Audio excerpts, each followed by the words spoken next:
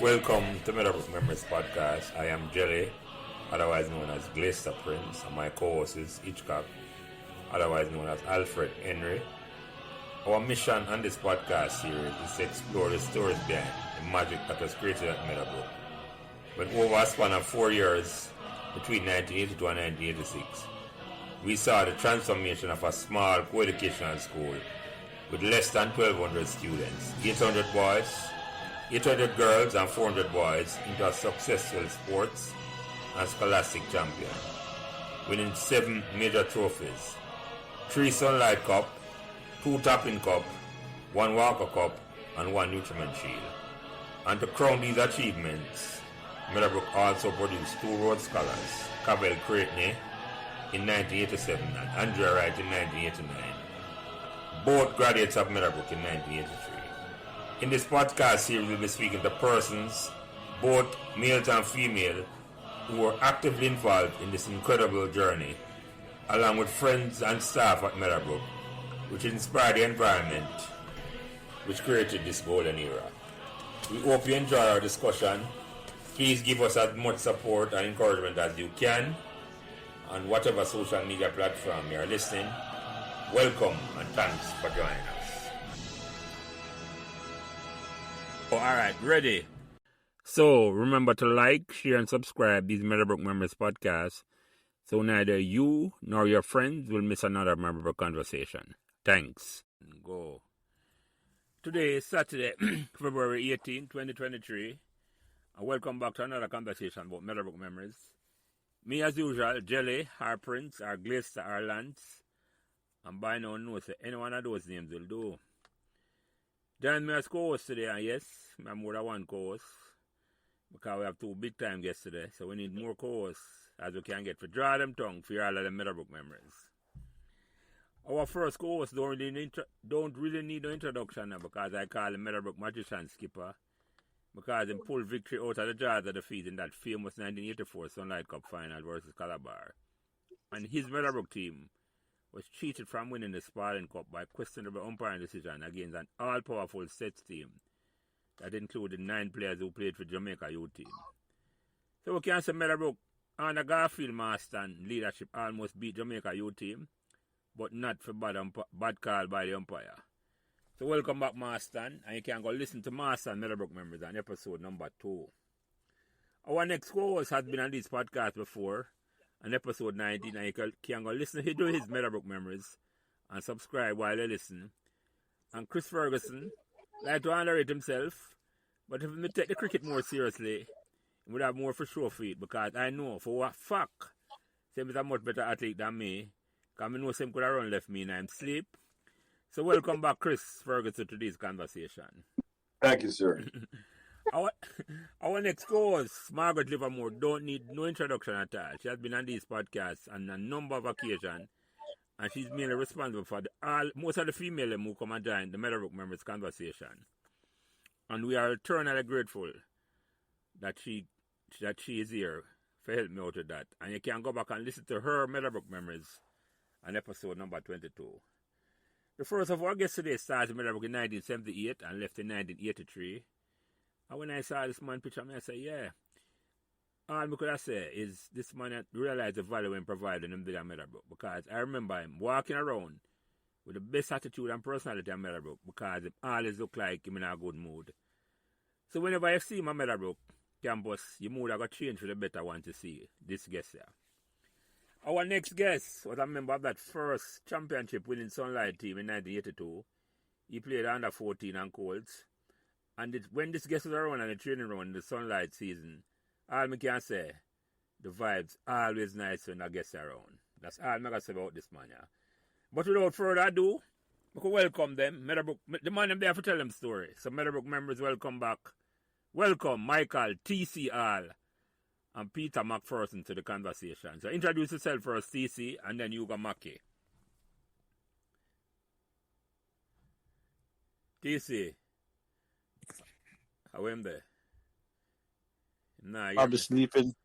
That me I say. TC, too early for that. How am gone? You know, same drop off. I can't believe it. I'm there. TC, unmute your mic and talk. Unmute, yeah. Him there. You unmute. Where there? Speaker now. He go and introduce himself in the meantime. Yeah, Maki, good talk, master. Maki, introduce yourself. Well, I'm Peter McPherson. Yeah, aka Maki. Been attending Meadowbrook High School. First of all, Christopher and I went to Donovan Primary and Beverly Ricketts, and then we left to Meadowbrook High School. And then we all in the same farm again, from Donovan Primary to Meadowbrook High. And going to Meadowbrook High, I gained a lot in life. I met a lot of nice people. Yeah, I tried sports. But because I was too short, too skinny, I couldn't make it there. But at least I gained a lot of experience. Yeah. And it is nice to communicate with all my friends and find you guys. It's been a blessing. The only person I've been talking to for the longest while is Margaret, because she's been a rock, as usual, everybody know. Yeah, because she's in the group with Easton and myself. So, we communicate like on a regular basis. And, I was trying to find Christopher for 40 years now, to be honest. And it is a pleasure finding Christopher. Michael, I talked to him more than Michael I spoke to sometime. And I spoke to you, Prince, sometimes on Facebook a couple years ago. Mm-hmm. But I'm not really a social media friend person. I want to do social media because of the kids. And they're the one who encourage me. Daddy, get WhatsApp. Daddy, get this. Daddy, get that. I know they're not on it. This is what's annoying. But the good thing about it is having Facebook and finding the guys, and then they form this 83 link, 83, I know, and it's been going on for about 4 or 5 years now, which is good. And trust me, we met a lot of people come and go, and to me, it's a blessing. Speaking to Chris last week, Saturday, 40 years, I was spoken to Christopher. I do everything in my power to find Chris. When the phone is like, Mackie, I'm going to make you do this. Mackie, I'm going to make you do this. Mackie, I said, okay. And yeah, I'm feeling happy that I have all you guys. I can speak to you on WhatsApp and even on this regard. You understand? And whatever you have meeting and thing, I live in the UK, which is my time is different from you guys' time. I know it's like after 8 in the UK. We are 5 hours ahead of you right now. But it's a pleasure, and it was nice to be a family again of Meadowbrook High School. Yeah, man. Thank you. Thank you, Peter. I appreciate that. TC, you there? I wonder what I'm to him. This now, what am I say? I'm a call me. Don't know what up with them speaker. But I call him. Hold on. We can't. I saw you can call him. So when I first saw Mackie at Meadowbrook, the first thing that came to my mind was I taller than Mackie, or Mackie was Mackie taller than me? Because Mackie, I was a little short too. So when I first saw it, that was the first thing that came to my mind. Who was, let me say, taller instead of saying who was shorter. Yeah, okay, yeah. That would have been a very close run thing, right? Yeah, I know.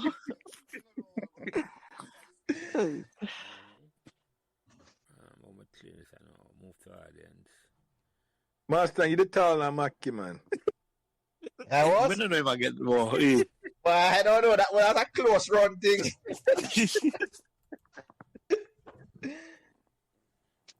Margaret, come back. Yeah, I see her. It couldn't have been more than a fraction of an inch or something like that if that was the case. All right, you hear me now, Jelly? Loud and clear, my brother. Yeah, loud. Nice. Peter, bless up, man. All right. Respect family. No worry Yeah, about, man. no worry about all the misunderstanding, and we edit out what I need to edit out. So, Maki introduce himself already. TC, you're a time now, and then you go ahead, Master. Yeah, man. So, Michael Hall. I started Meadowbrook in 78 to 83. Cricket was my main focus at Meadowbrook, and through the game I met so much good friends, and it was just, my years at Meadowbrook was a blast. I was a school clown, but it paid off. Yeah. Well, good tonight. And Master, yeah, man. Reintroduce back yourself, my brother. Welcome back. Yeah, thanks, Prince. Yeah, Garfield Marston, aka Dutch Pot, a name given to me by Cheddar. I have no idea why, but that name stuck. Went to Meadowbrook 1978, was there until 85. Was fortunate enough to play on the first Sunlight winning team under the leadership of Glester, and then was fortunate enough to be the successful captain of the 84 team. It was an honor going to Meadowbrook. I learned so many life lessons that really has stood me in good stead to this very day. Made so many lifelong friends and acquaintances, and really Meadowbrook meant the world to me for the 7 years that I was there. And long after I left Meadowbrook, it still means a lot to me. I have lifelong friends that, I don't know, man, it just boggles the mind. So it's an honor and a privilege for me to be invited back here again. And I'm looking forward to having a very interesting conversation with Peter and Michael TC Hall. And let's see where we go from there. Yeah, man. And Chris, reintroduce back yourself, my brother. Yes, sir. Chris Ferguson from 78 to 83. And Jelly, you was a year, I think he was a couple of years ahead of us, but Marston and TC and Margaret and Mackie, all of us was in the same year group. And, you know, again, like Mackie said, you know, even though we wasn't in touch, you know, the memories of these people name stay with you forever, ever. I mean, these people, even with Eddie, Clive Edwards. And Yeah, man. so I say this, truth and disclosure. I say this, and I hope I will be invited back. But although all of us were friends, and me and TC was tight, I did not realize we was in a love triangle, because, you know, I had a crush on Margaret, and Margaret had a crush on TC, and me and TC are friends. And I leave it at that. Time out. No love business. Time out. TC. No triangle. TC, hold on. Hold on here, Margaret. And make sure you introduce yourself, TC. Now, but I would like to know. Hold on. Margaret, and by no means TC, you're the only female here. Introduce yourself here, Margaret. I hope you recover from your birthday. A happy belated birthday to you, my dear. Margaret? Go ahead, Margaret. Listen, I didn't even know I was on mute. I was just totally thrown for a loop just now. I am Margaret Livermore, class of 83. And I was not a part of any love triangle. Thank you. Clear it up, sis. Clear it up. For the record, I did not have a crush on TC. He was my brethren. Yeah, so like everybody else, part of the Meadowbrook family, Meadowbrook for life. Love my Meadowbrook people. Amen. Still have many of my friends from first form are still friends right now. I can still pick up my phone and dial it and call it, a couple of them. Just looking forward to this conversation. Chris, you started off with a bang, man. That's a Margaret. You start off with a googly, but we'll play some easy ball first, no worries. Chris, me never know you could have all googly, so it's all right.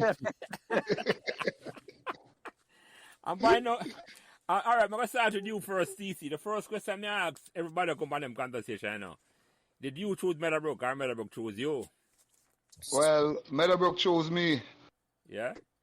Yeah. Tell me how that got, TC. All right, so when I leave country and come Kingston, I went to Dunrabin. Now, hold on. Primary. When you talk about country, where that there? St. Catherine. All right. Which part of So, St. Catherine? A place called Treadways. Okay, yeah, It's in the backside of Alcan. Okay, all right. Yeah, man. Continue, yeah. Right. Yeah, so I never get to do common entrance.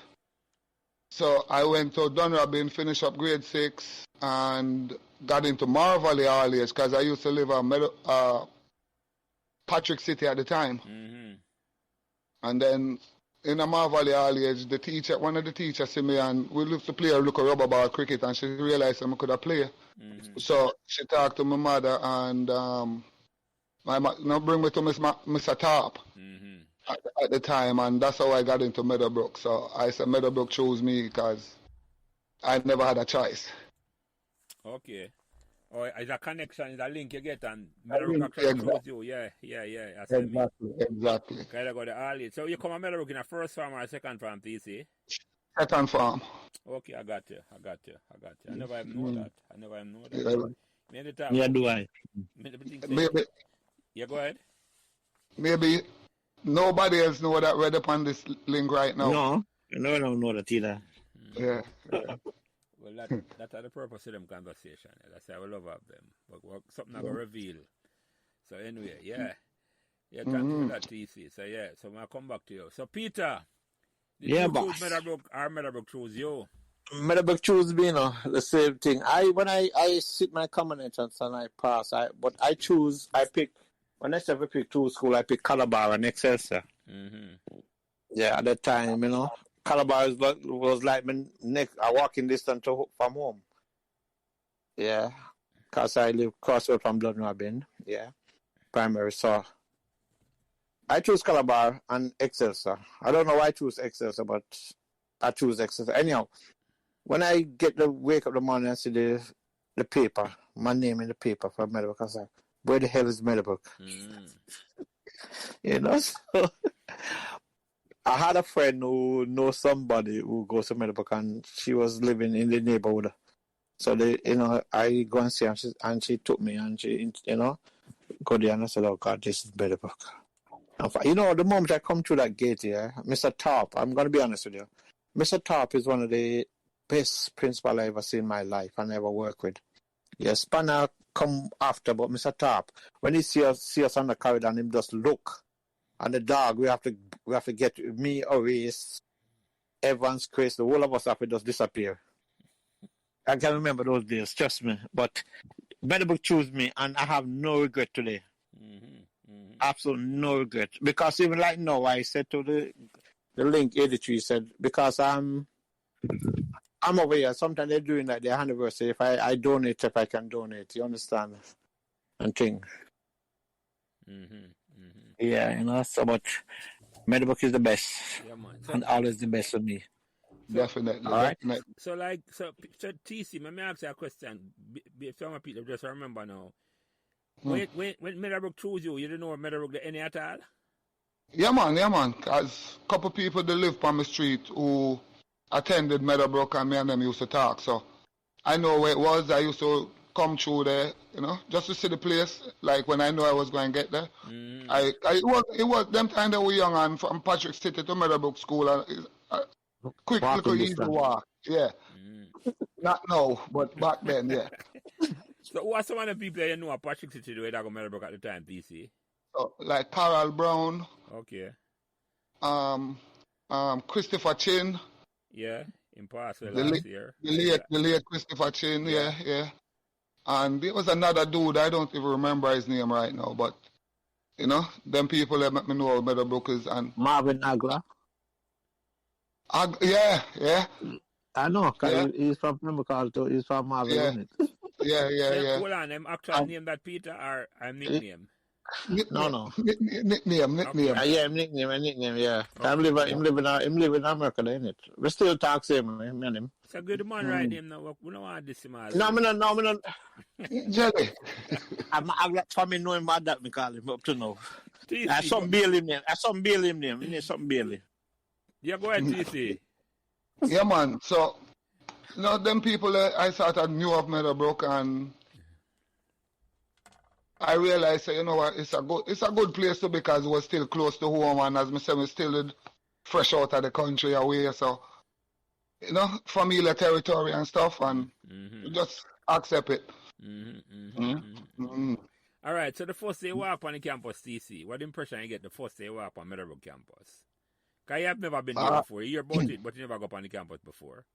Yeah, man, I passed through up there and see it as a young boy and thing, but the first day I walk in and in a uniform and see all the other kids in a uniform, I was like more overwhelmed to say blouse and skirt. One day if me can't fit in, or, and then I'm like, all them people are Kingston and I'm a little countryman. So I felt a little bit out of place at first. But over time, things change, and it was it was a loving place for me, and I'd never forget my days at Meadowbrook if I live to be 1,000. And the same question go for you, Peter. When the first day you come from Meadowbrook campus, you never have no way there. How you find it? Somebody carry come to school the first day? Or what? Yeah, the same neighbor, I tell you. The same neighbor. Who them used to come to Meadowbrook too? Yeah, she used to go Meadowbrook, yeah, man. Who that again? You remember her name? No, man, Urta Bogi, she name. When me just started Meadowbrook, she left. Yeah, man, I know Urta, man. Urta come on the program. Me and Urta started Meadowbrook together in 74. She was in a fifth farm when you come there, man. Yeah, man. Yeah. 78, fourth or fifth farm, yeah. Yeah, but just going a fifth farm, yeah. Yeah, man. Yeah, man. Urta Bogi, yeah, man. She was my neighbor in it, yeah. She came the first morning and I'm going on the whole thing and interview. I was like, oh my God, a really nice school. Yeah. Then they change, it just changed. Yeah. I never find I have two friends. Always more, Kenneth more, Chris long time, but knowing these new guys, which were from a posse. 5 of us used to walk. Yeah, you and Chris used to go down Robin together? Yeah. Okay. And Chris started the same year like you?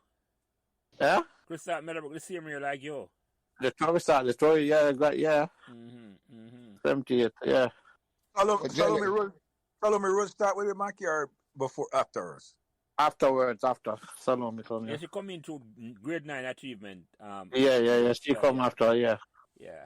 She come with the on the banks, Palo. Yeah. The same time, yeah. For the little time I got Dunrabin, I remember Peter from Dunrabin days, so I see my Meadowbrook. I say, all right, familiar face, even though Dunrabin we didn't talk or nothing, but you remember face. Yeah, okay, yeah, yeah. So a couple people at Meadowbrook, I see them at Dunrabin primary to one thing, but just no relationship, because most just for like 6 months. So, but are we going to find grade 1? Exactly. So, when you come on the campus, TC, you come the 1978, the same year as Peter? Yeah, man. But you come in a second farm?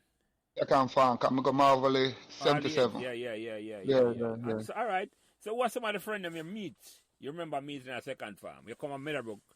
Name some of them people there. Why? David Walters, Peter Jacobs, Colleen Baker, Marlon Dennis, Everton Shirley. God, who else? Bridget Hosang was in my class. Denzel Miller. Howard Jackson. Some of them I remember really good, man. So, Yeah, but them people, there was the first set of people that would sit down in a class with them Meadowbrook. And get comfortable, yeah. And Peter, you come in at the first farm. What some of the people you meet when you just come in the 1970s in the first farm? Christopher Ferguson, Maureen Brissett, Andrea Goban, Maureen Livingston, Leslie Evans Barr, Kenneth Moore, Horace Moore. Loads of people, man. Loads. Andrea R. Smith, Andrea M. Smith, Diane James, Claudia Tackins. We had 30 people at the afternoon shift. They were disputing it the other day. So you come in an evening shift? Yeah, I was on the evening. Or the first time I have evening shift? Yeah, first that, yeah. Oh, so what that experience was like? Was it the first time you got to school in an evening shift, or that never there primary school at the time? No, it wasn't. No. All right, talk about that experience, Peter, because I never experienced that at all. I come to school at evening time, or evening shift. Did you put this way? Did you come in and feel like you were a part to a Meadowbrook, or you felt part of Meadowbrook being the evening shift? No, man, part of Meadowbrook, same way. Part of Meadowbrook boss. Yeah, man. Yeah, go ahead. Talk about the experience. You see, you're proud. You see, when you pass the exam, you're proud to go to high school. Yeah, and you're excited so much. You just want to put on a uniform and go to school. and go to school, and we get there for 1 hour because we start 1 half and then we finish certain time, and then getting home. You know, when you go home, your parents see your uniform, Chris see me like you never wait before and all of that. And going to Meadowbrook, you know what? These younger generations, I see clips of how they behave nice in Meadowbrook. I was like, that's not the Meadowbrook I used to go. Because the Meadowbrook I used to go, we don't tolerate certain standard. You understand, man? It frustrated. And I had a good friend of mine, you're supposed to know her, Carol McNeil. Yeah, you guys know her. She's a part of the team there, and she keep us up to date what's going on and thing. And, you know, sometimes it hurt. You know, that's why I said, even recently I was looking back at some photo. Yeah, with Lynette Wallace, you seen in my class also. I look back and Claude Henry, you know, Alfred Henry. Yeah. Like his sister Claude Henry, yeah, she, you know. And I look back and I'm looking at the building and I said to myself, oh God, I need to make some money to donate some paint to pay back Meadowbrook.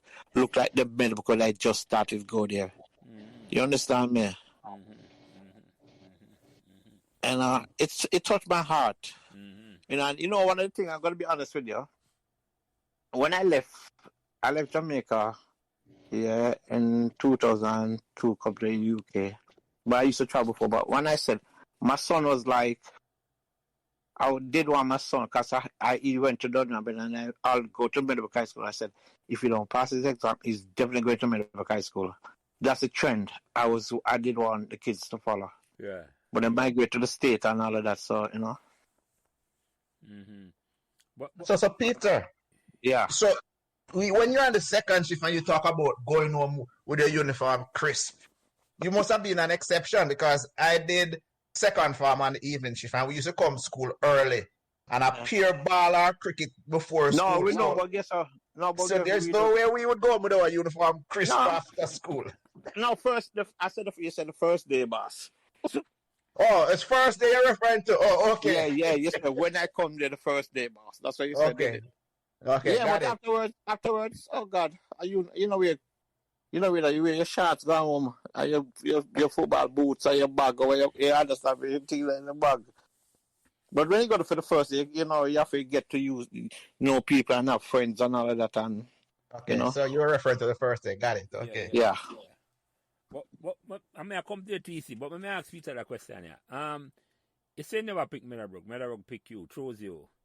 Yeah. How quickly you get to realize, and I say, right, I love that place, I know. That's the first term. The first term. So what caused the transition the way I say, right, you love this more than any other school in Meadowbrook? Because the environment of Mr. Tarp again, Mr. Tarp is something Mr. here. Yeah, because I used to like all the every minute for sports-wise. I try basketball, I try everything. I love it. I could have played cricket too, you know. But I was one of the person who just hold back. You know, because Clive was the main man. You know, and the only thing pisses me off with Clive is you should have get picked for Jamaica, and you know, it's annoying. I should have picked some people, man, which it was horrible, but that's life, the way of life. Because of the school you go, that's, you know, we get a bad, you know, in those days growing up here, in the 70s, Meadowbrook High School want to recognize on certain things sports-wise. You have to, as you said earlier, we lost the game to the other team. Yeah. You know? Yeah, man, we document that, you know, man. That's how they we fix that, you know, where man knows that thief, man. I say Yeah. Because even one day we're supposed to win Money Cup, and we didn't know what happened. I never forget that here. Yeah, and all the guys on left Meadowbrook and got argue win Money Cup that year. Yeah. I never forgot that. Yeah. Blame Magic Head. Yeah, that's the same team that TC. Blame Magic Head. What did that Howard Carr, yeah. What did happen tonight is that the coach is a change in a coaching staff. And the new coach, if I get along with the original players, I'm most of them leave and go Aggie. So, yeah. And Marvin left for Aggie. Yeah. Alfred is shot, goalie, and brother. Kind of brother can play ball too. I forgot his brother name. Jim Rye. Man. Yeah. Who Marston thinks I'm right name is James Henry Marston. Sorry. Thank you. You know? So I understand think a Jim Ryan right name. So TC, Yes, you sir. come to Meadowbrook now and you say Meadowbrook choose you. Yeah, How man. quickly acclimatize in Meadowbrook when you say, right, you just love the school, yeah? When we start play cricket on the whole, because at first I was out of place, and then when cricket season come around and we start play under 14 and you start get to know man, and we just, I guess from them time that we build our vibes, and we just like it, and it just got through. So I just say basically the first cricket season we was at home. Yeah. And before we forget, where you get that nickname from, TC? Well, it's a long story, So, I don't know if you remember this. The thief question, listener, because I wasn't a question, man. I was very curious. Sorry. Sorry. That's all right. All right, so I'll make it quick. There was a religious education teacher named Mr. Townsend. Yeah. Mr. Volvo. Yes. Mr. Townsend, yeah. Yeah, Mr. Driver Volvo, yeah. Yeah, definitely. So sometimes he used to bring you out on where the basketball and the netball court there for him religious, whatever him do. And so them have them pole where they are the fence at the end of the basketball court. Yeah, man, yeah. Yeah.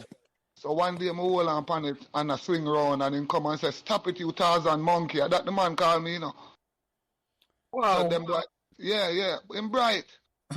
But we are youth, we couldn't know nothing about it. So I know a different thing in it. yeah. So them boys start the same one them now Jacobs and them, they start calling me TZ. Oh, TZ. And then seeing. But then the following year it just changed from Z to C, so that's how the TC come in. But I know, Master, me have a theory about that, I think, say.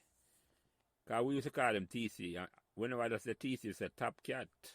Yeah. Yep. When it changed to TC, everybody does the Top Cat. Yeah. So, which was good, because Top Cat famous, the cartoon. Was a big cartoon star, man. Yeah, And I want to name after TC, exactly. Yeah. Exactly. Yeah. So, it is what it is. I never knew I said that name. That's interesting to write. I didn't know I saw it was TZ and then it became TC. Yeah, again, only people them when we did in a second farm with at the time would I know that. The rest of people them wouldn't know how it come about. But me think like Jelly, me always think that Top Cat. Me never know about the Mr. Townsend part. Right, exactly, Chris. No. So Margaret, Jelly, I really... where you know about Margaret? TC. Where do you think the name come from? Just TC. I had no idea. Oh, yes, I go by the nickname. Okay, I hear you. Right. Yeah. So TC, me love the Top Cat because me and Piggy never stop calling out but Top Cat, man, because we love the vibe they bring to the team. So, what's some of the teachers that you remember when you just come to Meadowbrook? Like, Mr. Becky, if you hear this, bless up yourself. Mr. Beckford. Rory McGregor, big up. The biology teacher, Miss Barber.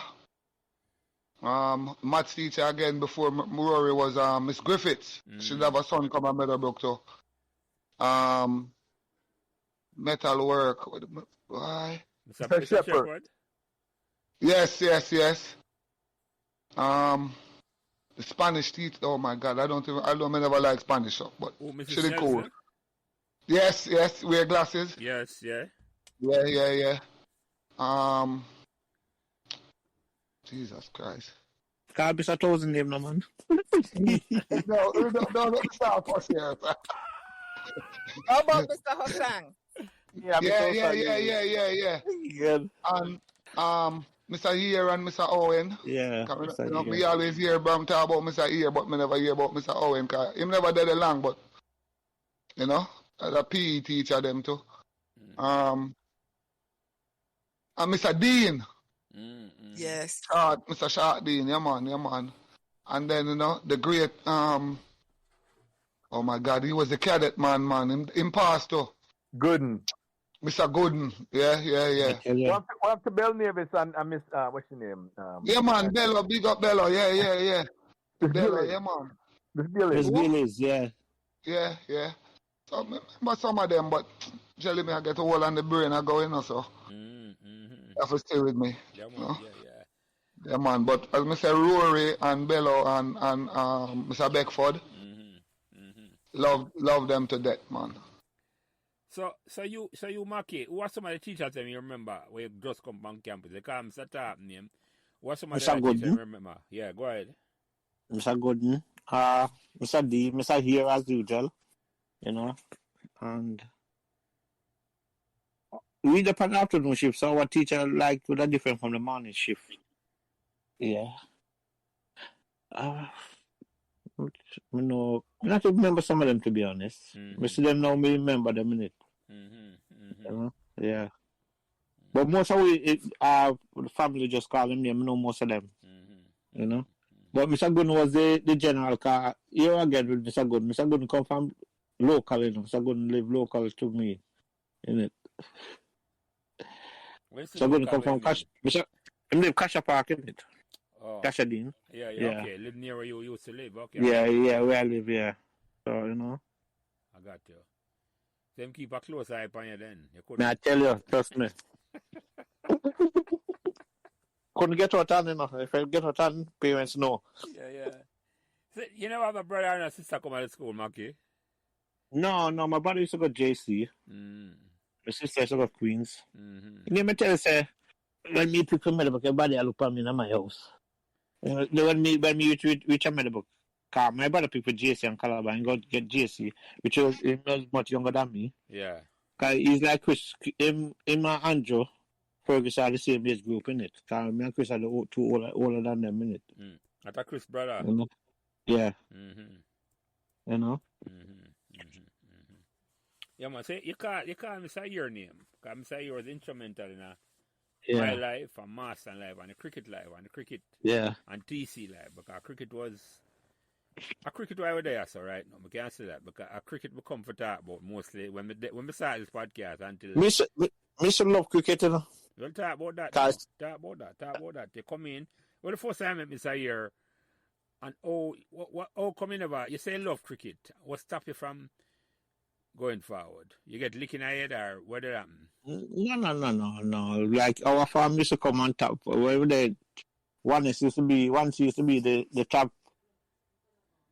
1C2 it used to be at the time, right? Yeah. That was in 1C, which was the morning shift, and 1C. Yeah, with the 1C2, yeah. And we always dominate cricket. Yeah, because we have Clive us in our team, and you know. I used to love spin man. I could have bat. Because I used to play like we don't have been youth club in it.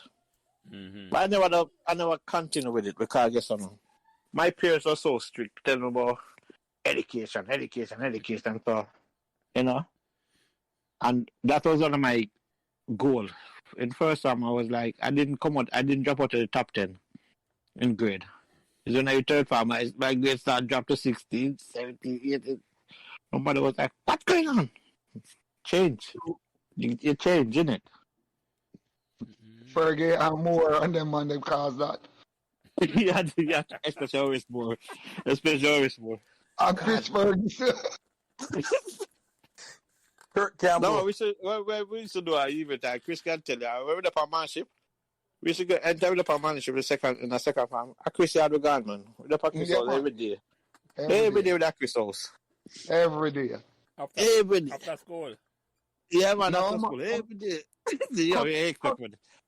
Cut school sometime. It's called school sometimes easy. What? You remember that time too? You know, easy though. Eh?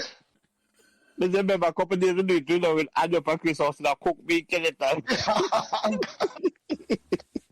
I remember Chris the other day last week, Saturday, Chris was laughing up. Chris, remember those days? Yeah, man. And Glory days, them that times, time they man. had Addington, Chris. Yeah, Addington, yeah. Yeah, Kurt Campbell, boom. Yeah, whoever I tell you. Or boom, or Ricketts at the attack, right? Everton Ricketts. Yeah. So, I glory days them there, because I guarantee you know. Priceless. I tell Chris the other day. Yeah, man. When I find Chris, I say, Chris, let me say something to you. I remember the days there was just up at your house. And we there also cook with everything that's unruly at your house. My God. Mm-hmm. Chris Glory Lam. days, brethren. Yeah, man. Mm-hmm. And for years it go on, so. Okay. So, I don't know, one be a thing. So, and him, yeah, go ahead, Mackie. And the mother, one thing we love with Chris' mother, she never treat us bad. Never. I don't remind Chris the other day. I say, Chris, come into your house, your mom used to treat us like we are our own kids. Serious enough. Yeah, man. Let's say, could I go in the yard and open up the fridge? Anytime we want, go in the Chris' house. Anytime we want, we got like Chris' got to do a thing. You can't go to bed, go sleep. It was Chris' house too. It was like a second house. Yeah. Yeah, man. And we love you for that, Chris. Cause that's how we have to build the thing, I tell him last week, Saturday, I talked to him for about an hour. Oh, nice. Yeah, so before we come to the TC, Mackie, what impression you get on Mr. Year the first time you meet him? He was okay, not to me, he was all right. He was all right to me, yeah. I never think, when you're young, think certain things. But it's okay, him just, And I was saying to some youngsters that they said, growing up, if you're not doing certain things in sports, if they, the coaches pull you one side. I remember one time, I don't know what I'm going to do. I play football and the night I go bleach. And he take me off my feet and tell me, say, one thing I love with him, I'm full of discipline, say, yeah. And explain to the people what bleach mean, but I think that bleach can bleach out your skin, No, boss. Go party, young teenager, but I'm going to follow a friend. No, I know what it mean, but you talk to a generation, man, it's not understand what bleaching means. That's why I'm going to clear up the lingua. Okay, boss. All right, TC. So, you come on Meadowbrook now. What the first competitive, when you come on and say, boy, you start training by the cricket, when you realize you're good enough to say, boy, you can't start with them team there. And who are some of the cricketers that me look on and say, right, want to play like them man there? All right. So, as we say, from second farm, because you come there as a cricketer, basically.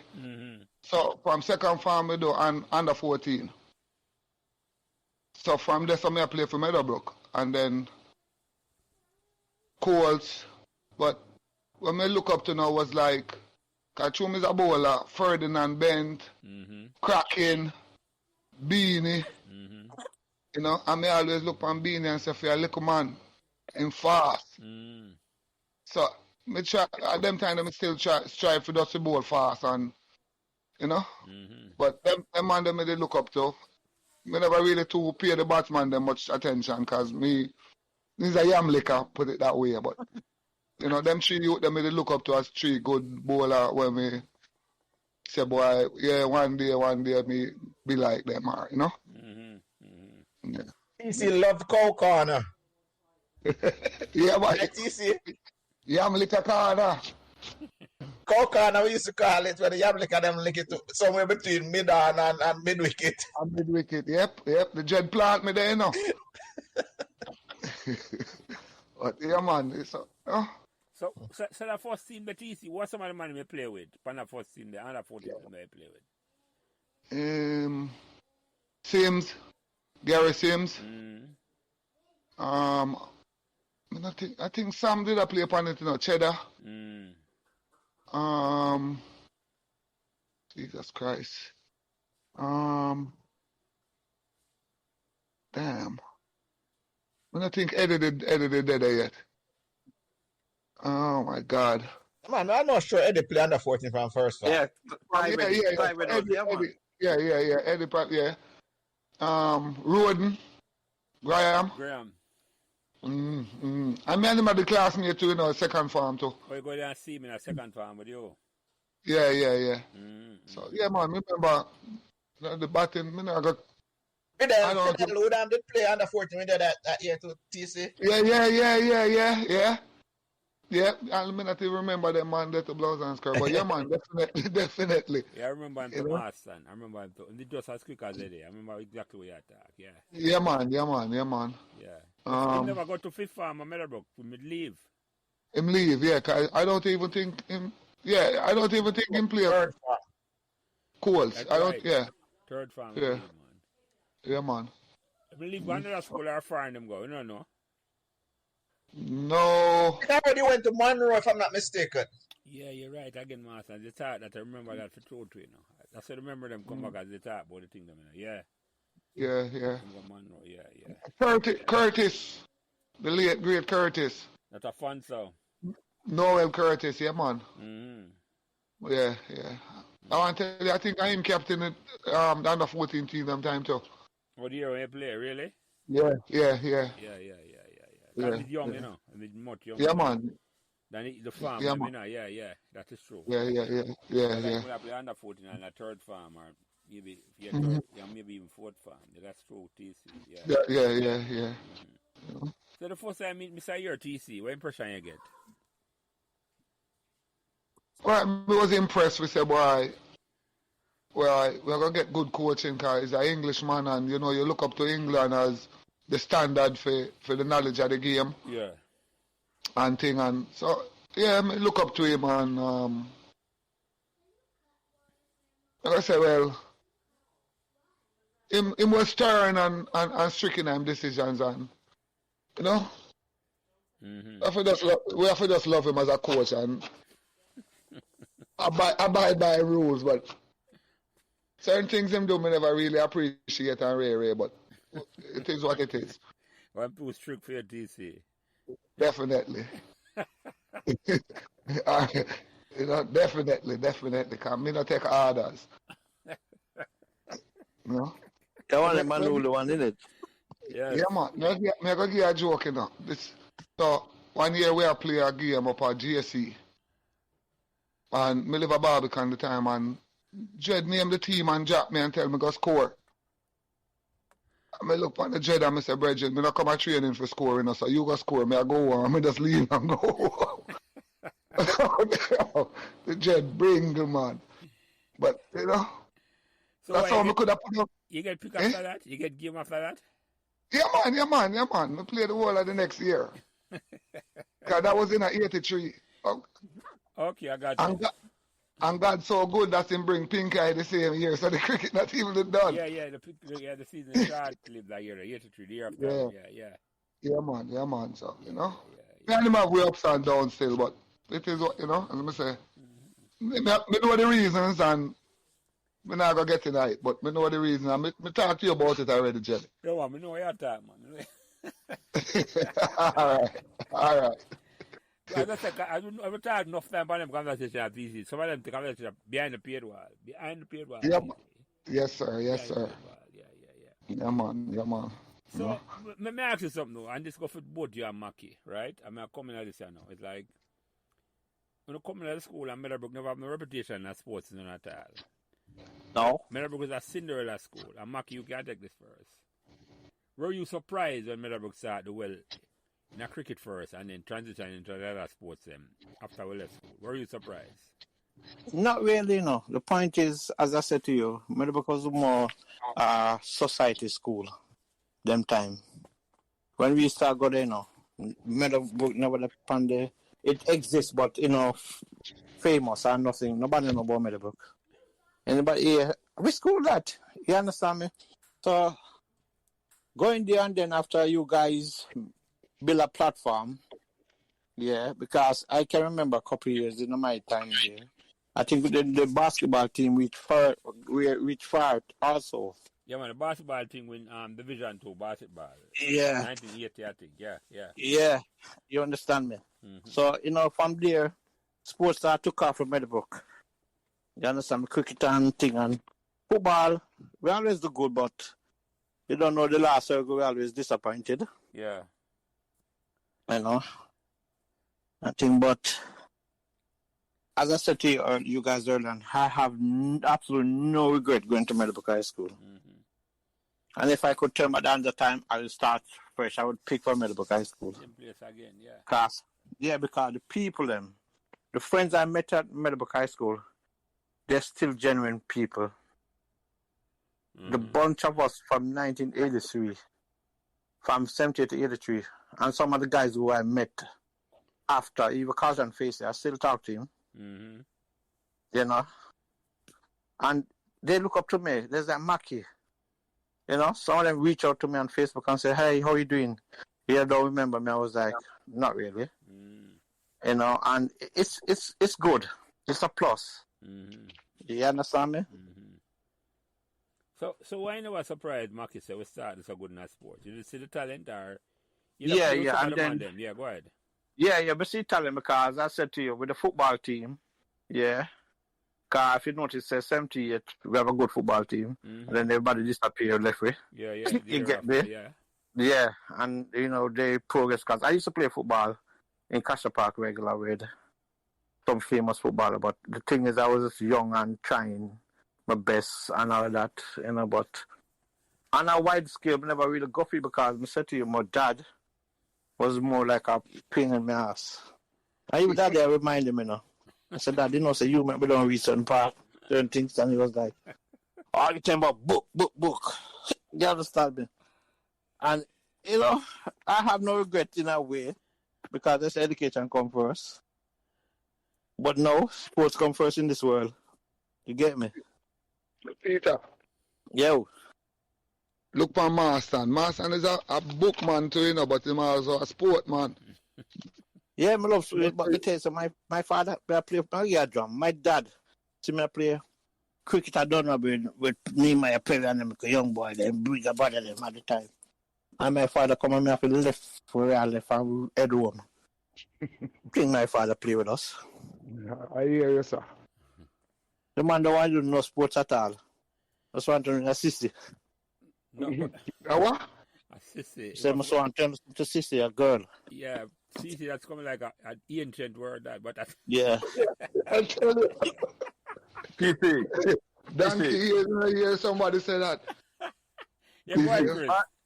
Marston is a different caliber all-rounder. Marston and even Jelly and Reese and Cheddar, them man the star was like the Clive. You remember West Indies have enough big name, but Clive Lloyd was the strategic leadership.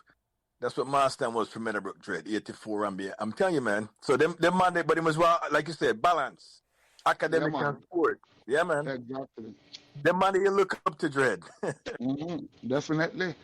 But let me address that though. It's not like, say, me is gifted in either academic or sports, you know. And I understand what Peter said, because my parents, they just kind of allow me if you do what I want, though.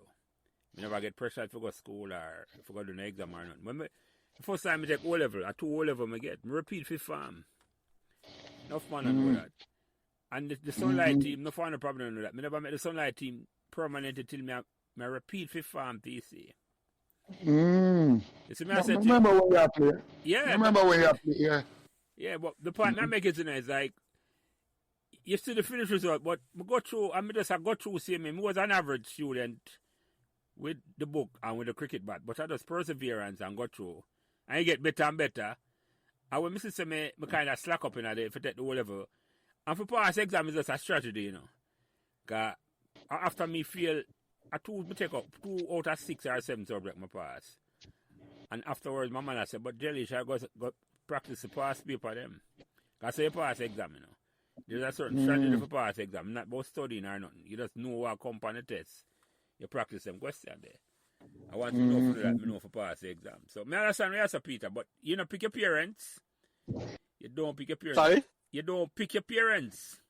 I know. And I was blessed to have 2 wonderful parents who just love me and make Jelly be jelly. So, and you know, one of the things I admire with myself, yeah. My kids, yeah, I got a son in the army, in the U.S. Navy right now, over there. Yeah. And he's brilliant, education-wise. I have 2 doctors, they are nurses over there. And guess what? That day, my son looked at me and said, Dad, I need a break from school. What do you think I should do? I said, whatever make you happy. You know? I don't pressure him. My dad, could I tell him that? Boy, go take your book. Just a different style of parenting, eh? Yeah. Yeah, man, tell you. Yeah. Yeah. Because then today, right? It's just we have the same concept in that we want our children to be better than we were, to go farther than we went. Yeah. But that is just how they expressed it, right? Now we know a little bit differently, so we parent differently, but it's all with the best interest of the child in mind, and they were doing what they thought was really the best. Because the reality is, sports in Jamaica back in those times, unless you were exceptional and met the West Indies team, that was really the only way you could make a living kind of out of sports, because football wasn't paid and it wasn't really getting any money. Track and field wasn't really getting any money.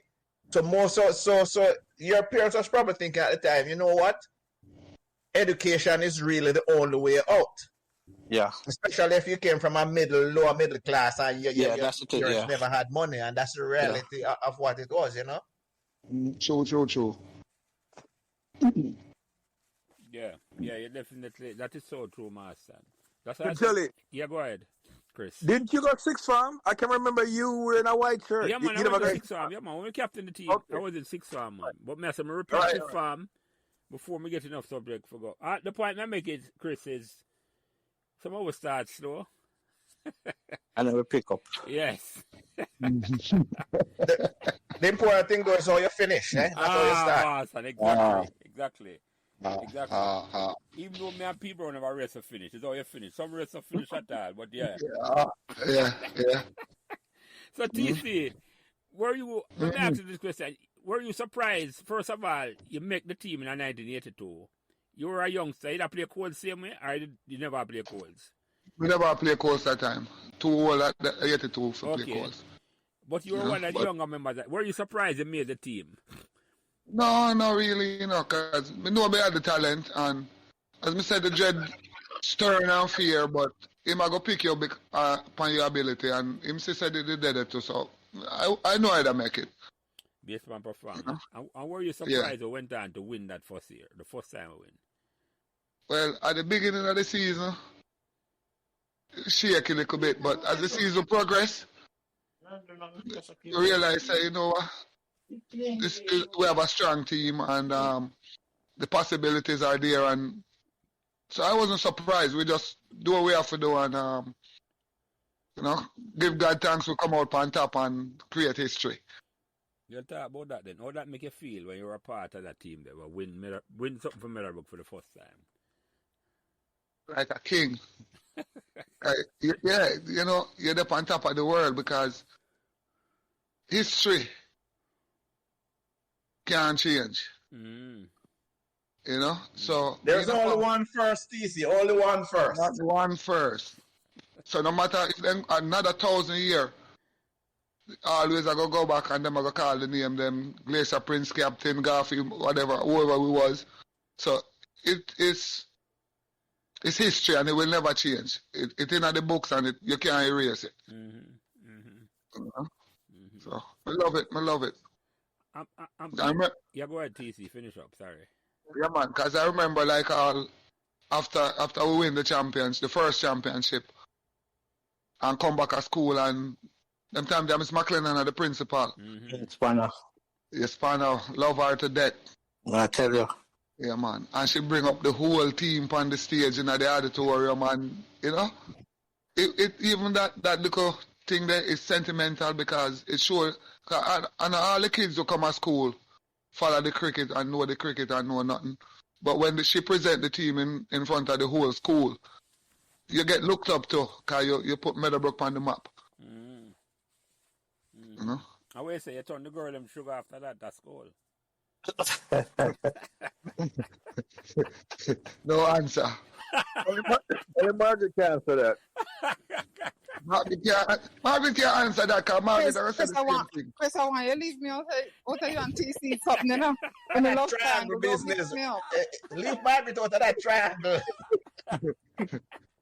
Margaret, you don't say me and you grow up like brother and sister, so I don't know where Chris come with this thing in her head. Leave him alone here. Leave them ball outside the house from here, TC. Tell him say you're not playing those ball. Make him go on. I try to draw an Go on. argument. Yeah. Keep a collect. Long time. Yes, sir. Yes, so Maki, from your perspective now, when Meadowbrook won in 1982, and Meadowbrook I win something for the first time. I mean, we didn't know for the match. Yeah, man. How that make you feel? Proud. Mm-hmm. Proud, man. What are the saying as 80? We win the Colts 80. We never win Colts 80. No, we got Sunlight Finals in 1980. And we got Colts Final the year before the start school. 77. Yeah. We never know about that. Coming to that school. Never, in a third farm at the time. So yeah. So you know Chisholm. Lawrence Chisholm. Yeah, man, yes, yeah. Okay. Maki? Mm-hmm. Yeah, man, yeah. Wait, you have to say something about Lawrence? Yeah, I say, Lawrence Chisholm then, man. Yeah, man, I know him, man. It was, I think it was a year below me. I remember. Yeah, I'm left 82. Yeah. So Yanni was neighbor? Yeah, my good friend, man. I'll know today. Okay. So what you remember most about that victory in 1982? Why it stand out to you? It stand up to the quality where we produce, where we have long time and we're growing. Because, remember under 14, Colts and them thing there, You guys move from stage 1 to stage 2 to stage 3, so I'm getting more mature in it. You understand me? And when you win it, man, me say, "Pardon my word, nobody can talk to me." Yeah. You know? Yeah. I hear you. So TC, you play on the 84 team as well? Yeah. Yeah, okay. Yeah, man. Okay. So double champion. 2-time champ. And you win Tapping Cup one at a time too? Yeah, 80. Oh, no, me never played Tapping. We won 85, but TC had left by then, right? Yeah. Okay, I got you. Yeah, just 2 Sunlight Championship. So which one of the victory them suit you more? First one better. The first one always going to be number 1. Yeah. First one have to be number 1. Yeah, Second one nice, but still not like the first one. Yeah. You know? Yeah, man, I hear you. Yeah, man. What is it? The first cut at the deepest. First cut at the deepest and the sweetest. Yeah, man. Yeah. All right, so this is the first team. Yeah.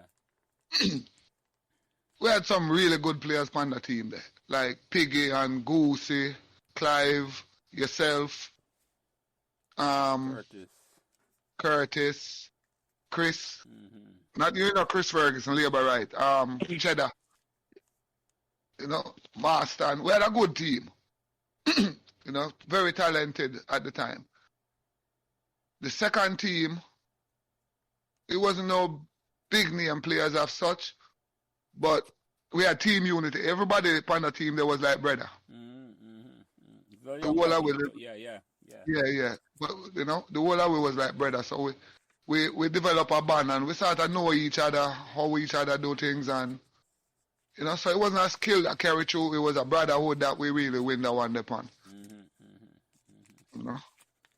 I'm asking, I never asked you that, but for you, which one of the victory them mean more to you?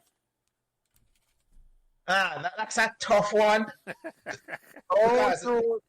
Being captain of the second team meant a lot, but the fact that the first one was, as we say, historical and being a part of the history, I would have to say that edge. The first one definitely edged it for me. Because you can only be first once. You can only be one first. So that would probably edge it for me. The fact that that I was part of that first winning team.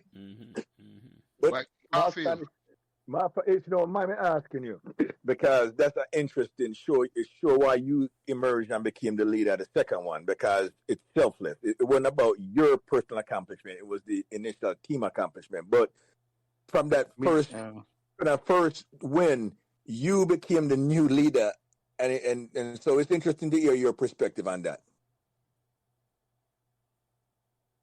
Perspective in terms of so being a part of that first team. Obviously, you played under the leadership of Prince and Piggy, aka Lloyd Williams, the big bats.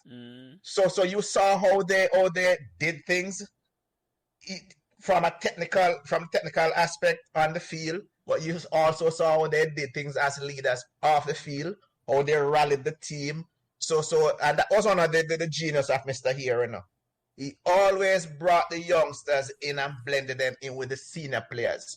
So the youngsters, myself, Reese, and those guys at that time, TC, learned from the senior players. So that being a part of that initial winning team was instrumental in developing me as a leader, you know, for that second team. So that was really critical, and that was, as I say, was a part of the genius of Mr. Here, integrating youngsters with seniors and then allowing them to evolve. So by the time the seniors left a year or 2 years later, we were ready to take up the mantle. True words. Margaret, let me ask you this. I mean, you say you're a big-time cricket fan. Which one of them victory that mean more to you in terms of the team? You were closer to the money when I played 84, but which one of the team, the victory that mean more to you? Should I there or should I on mute? Margaret, you're on mute. Yeah. What was the question? No, which one of the team them was more special to you? I know most of the people on the 84 team. The 82 team them was like, yeah, I said, sure, you don't really know Jelly on them one day. But you have cricket supporter. Which one of the team that mean more to you? Well, to be honest, I was proud of the 82 team. Very proud, very excited, because as you know, we were not on the map. But, you know, my team was special.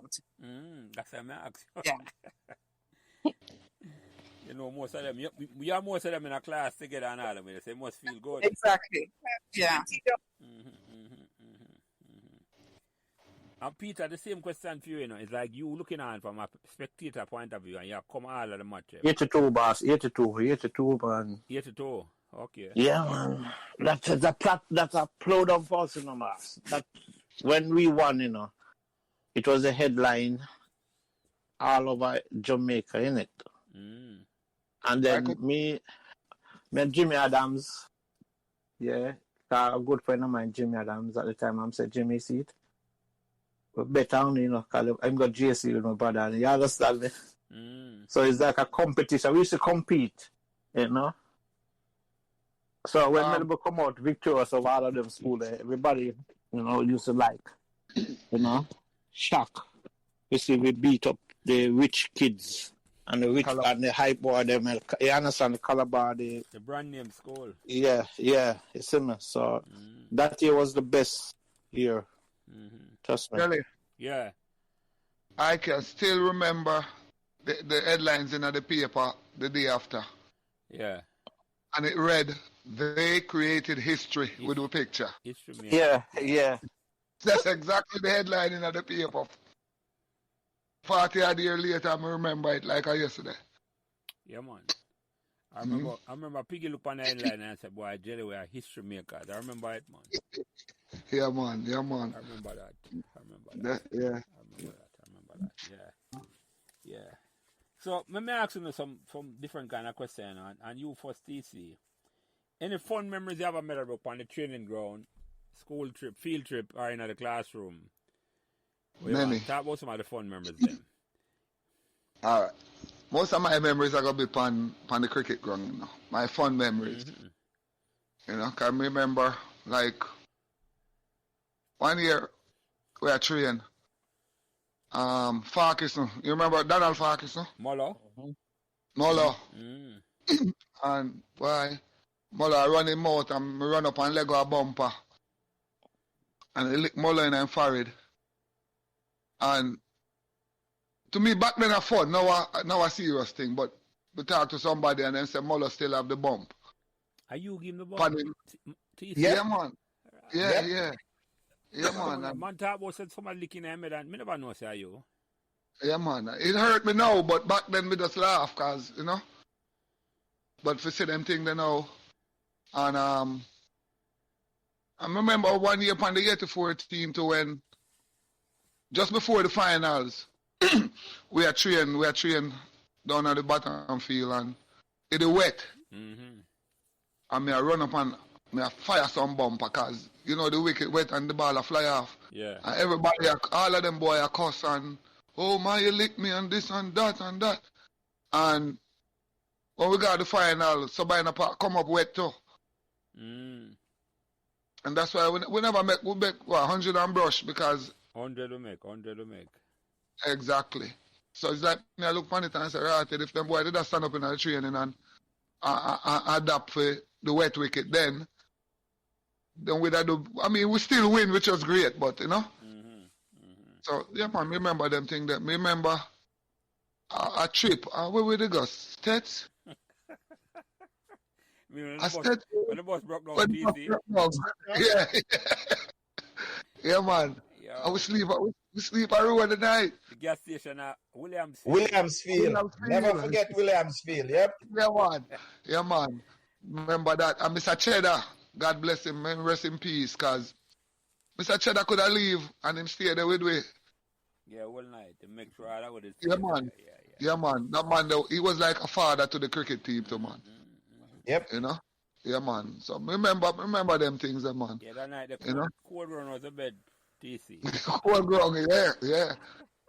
I'll never forget that, man. No, that was everybody come on and who did on a trip, they remember that, man. Yeah, Yep. man. Yeah, We didn't remember the cricket match, I think it's the washout the day, you know. Yeah. Yeah. I remember another time we got Clarendon College. Same thing again, wet wicket again. Yeah, man. Yeah, man. And the first never lick a stick and it broke. You remember that, Marston? Mm-mm. When we play, we go down there, them time they, Larry Cunningham, them a play, man, and we lick a stick, man, and the wicket broke. And we take piece of it and thing, but next door to the ground was an orange walk, and we go read orange. And the dread bring. Yeah, man. It never support none of them things, man. But remember them little things, you know. Yeah, the dread never support no slackness. No slackness, man. Because before, you remember match, you never probably hear about that match. I think from 1980, go over Diego up playing, and the Kane piece winner. When man supposed to bat, and the Kane piece winner, I pick Kane. So me hear about that, yeah. Yeah. Me hear about, yeah, man. Yeah.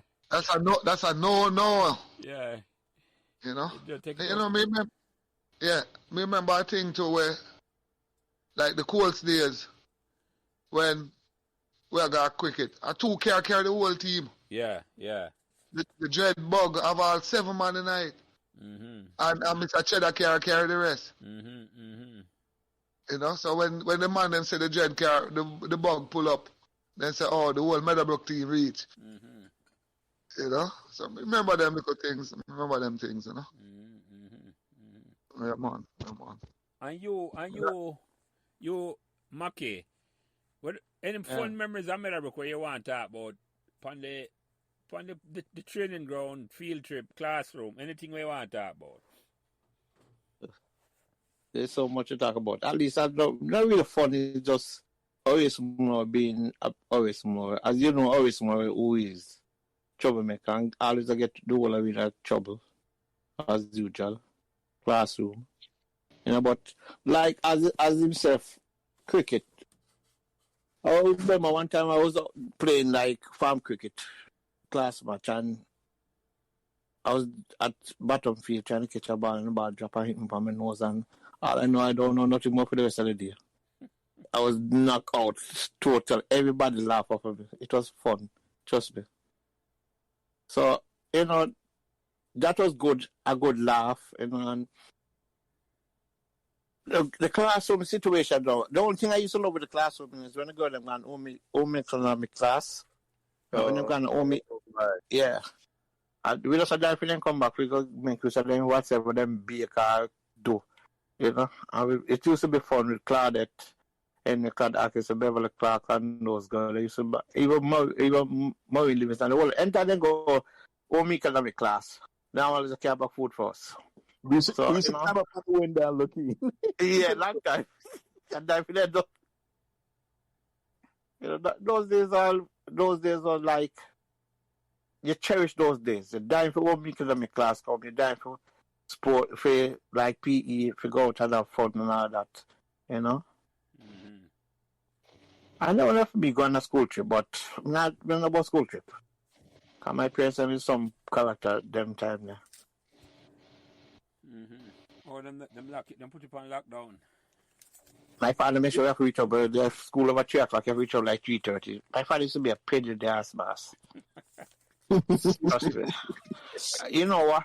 When I graduated and I left, as Chris said something to me, Easter said something to me. Chris said something to me Saturday, and a couple of years ago, Easter said repeat. I sorry I didn't repeat before, you know. I sorry. And listen to what you guys said. Sorry? Yeah, but I ask you why you didn't. You know what? I don't know. You know when you not have the people not for motivator, but I should have just stick with my friends, you know? Because I should have repeated before. But I didn't. I went extramural and then left on extramural, got cast, and then, you know. Because I forgot extramural, I could get some more subject and then go cast in it. And then change. Yeah, but I regret. Yeah, I can't say what I mean. The experience is a bit different, man. Because I repeat it, and it was like, listen, I regret. Repeating 5th form and then go 6th form and then upper 6. Because I did want to go 6th form. I did want to go to 6th form. Yeah. You understand me? And when I said to my mom, her parents said, you know, man, go 6th form, and it was like, what? And there's, you know, they're not inspired, they're not motivated. And then the only good thing about with me in my life is when my brother left JC 5th form and he said, I go 6th form, I'm telling for go encourage it. You see me? Mm-hmm. My bigger brother wasn't a role model for me. More like, I don't know if it's there wasn't no role model in my life. Mm-hmm. And my brother, God rest his soul, he passed away, and he said to me, he tell everybody, I'm my 2 brothers younger than me. They said I'm the role model for them, and that's the same thing with that's why I said earlier. I demonstrate that for my kids, you know, being a role model for them. You know, because you don't get a road model when you're young. So, you know, as my colleague said, just like what I said, in parents supportive. My parents, oh God. And my father wants his report. One time I tell you something, in a 3rd form, the first term I come 16, next time I come 27, or 32, I say, Jesus, please. I have to bring one of my family. Come, let me tell the report. And after today, my parents don't see that report. They're mad. Yeah, the next term, the next term, I have to come down in a 12 and 15, man. Mad. Yeah. Because you see, I was start devoting myself to sports, 100% sports, you know, and left book and my father talk about book, I'm not going to pay my money, man. You know, you start getting unruly. I'm missing for buckle up here, man. Start on man. Yeah, man. That interview, you know, start on man. It's a pity to market because you can't vote, you know. I know. You know what? You know what, Mackie and Jelly? Yeah. Back in those days, a lot of parents didn't have certain experiences. That's it. And they were looking at a future. And as far as they're concerned, the future is education, nothing else. Couldn't see beyond that. Imagine you going home and tell your parents you want to go to art. Like go paint or draw or something like that. Them go crazy. Because you're going to survive. You can't survive. So back in the day, all they saw was, you have to go get an education because they're going to need a good job. Them not even know which career path they want to send it to. You know, them just want you to get a good job. Yeah. That was their goal. That was it. Them had very, well, not everybody, of course, but a lot of them have very limited vision because they didn't have the experience. Yeah, that is true, Margaret. Guys, all me look on it is like, it's a sport, so you play a competitive sports and team sport like we did. Well, most of it there, so it's almost you get your instant reaction right away. You're getting instant feedback, No other place I get the feedback right away, like what you get in a sports, And that's why employers love to employ sports people, Because they know for get on with people. Because you couldn't play on a cricket team unless you can get on the rest of them, or a football team. So you have to learn cooperation. And I learned that in a sport more than anywhere. You learn leadership skill. Me and Master learn leadership skill. I lead the team them. It's not that I get the feedback right away if you know if you're successful. Every game you play Master, you learn something new as a leader. Yeah, man, and you get a level of discipline that you don't get anywhere. Exactly. Well, you get it in the military, but sports and the military, definitely. Yeah. That is a given. Come again? So that's a given. Because if you guys heard my show when I was a guest, what happened to me with the Mr. Here and the 85 Tapping Cup team, and that was a life lesson that I learned, and I tell people all the while. From that day forth, no one, whether employer, wife, anybody, has ever had a problem with me and discipline after, as a captain of that 85, supposed to be Tapping Cup winning team. I got dropped for the final because of indiscipline in training. So you're right. Discipline was crucial as a part of leadership skill, discipline, team building, cooperation, all that you learned. You learn that on your sports field, and you're right about that, Margaret. But and me not accustomed, and Mackie, it's not a curse. I just think a lot of parents just didn't know. They didn't. I think that too. Yeah. Yeah, because my parents stood to that point was their idea was go to school, get an education, and get an office job. Because their big thing is if you dress up in a shirt and tie. Yeah, you make it. Yeah. Yeah, right. Yeah, you work in a bank as a teller, you work in an office and put on a dress shirt and a tie. That was to them was success. Mm-hmm. Yeah, man, because back in those days it was. Yeah. Back in those days it was for a lot of people. Mm-hmm. That was the aspiration. Mm-hmm. Mm-hmm. And TC, I want to talk about that a little, because when you come here, so you come from here. Walk over, please. And you play way for cricket, TC. What kind of connection in cricket them give you? You come out foreign and I play cricket after I left Meadowbrook. Kind of connection? Yeah. Really, just when I come up here, I come amongst my uncle and him start teach my plumbing trade. Mm-hmm. So the cricket was just for fun, but it bring me to where the game step up to another level. Mm-hmm. So I start play against other countries, man from other country and India, Mm-hmm. And it get to a point where my game change for the better. So I start get more exposure, people know me, and anyway in the US cricket there, me go is... Yeah, player. Me a player, yeah man. So, I get called for the US team when 93. That's a US cricket team. Yeah, man, 93, them call me for the trials, and the same year, I tear up my rotator cup. Okay. So that sort of, that put that dream up on hold again. Yeah. But, the cricket was just... Let me follow up with that a little bit, because when I had a conversation with you a couple months or so ago, right, and we're talking about the same thing, you indicated that a lot of the guys that you came and started playing cricket here in the States, you played against a lot of those guys at the Sunlight level and local cricket in Jamaica, right? Yeah, man, definitely. So having played against these guys and had that kind of a relationship, they know you, you knew them. Did that open any doors, not necessarily even in cricket, but even in business or in your life by any chance? No, not really, no. Okay. Because I was basically, the man them with me know mostly from high school days and back home, most of them they live in South Florida. Okay. me they live in Jersey. Or live in a different part of the country, yeah. Right. So it's not till me move to Florida and we start link up back and play and thing and we get back in touch and so it wasn't like at that time them never really need nobody to give me no connections, no nothing. Me just set. But okay. we still build a band and enough of them up till this day we are still friend chat every week and like Soup Bone, Eva Blake, you know, him bigger brother. So all the Wetty, you remember Wetty? No, not a nickname. The right name. Kevin Weatherburn. Okay, that better. The dreaded Oh, bring that's him from on. he used to go to Calabar, right? And then they become Meadowbrook. Right.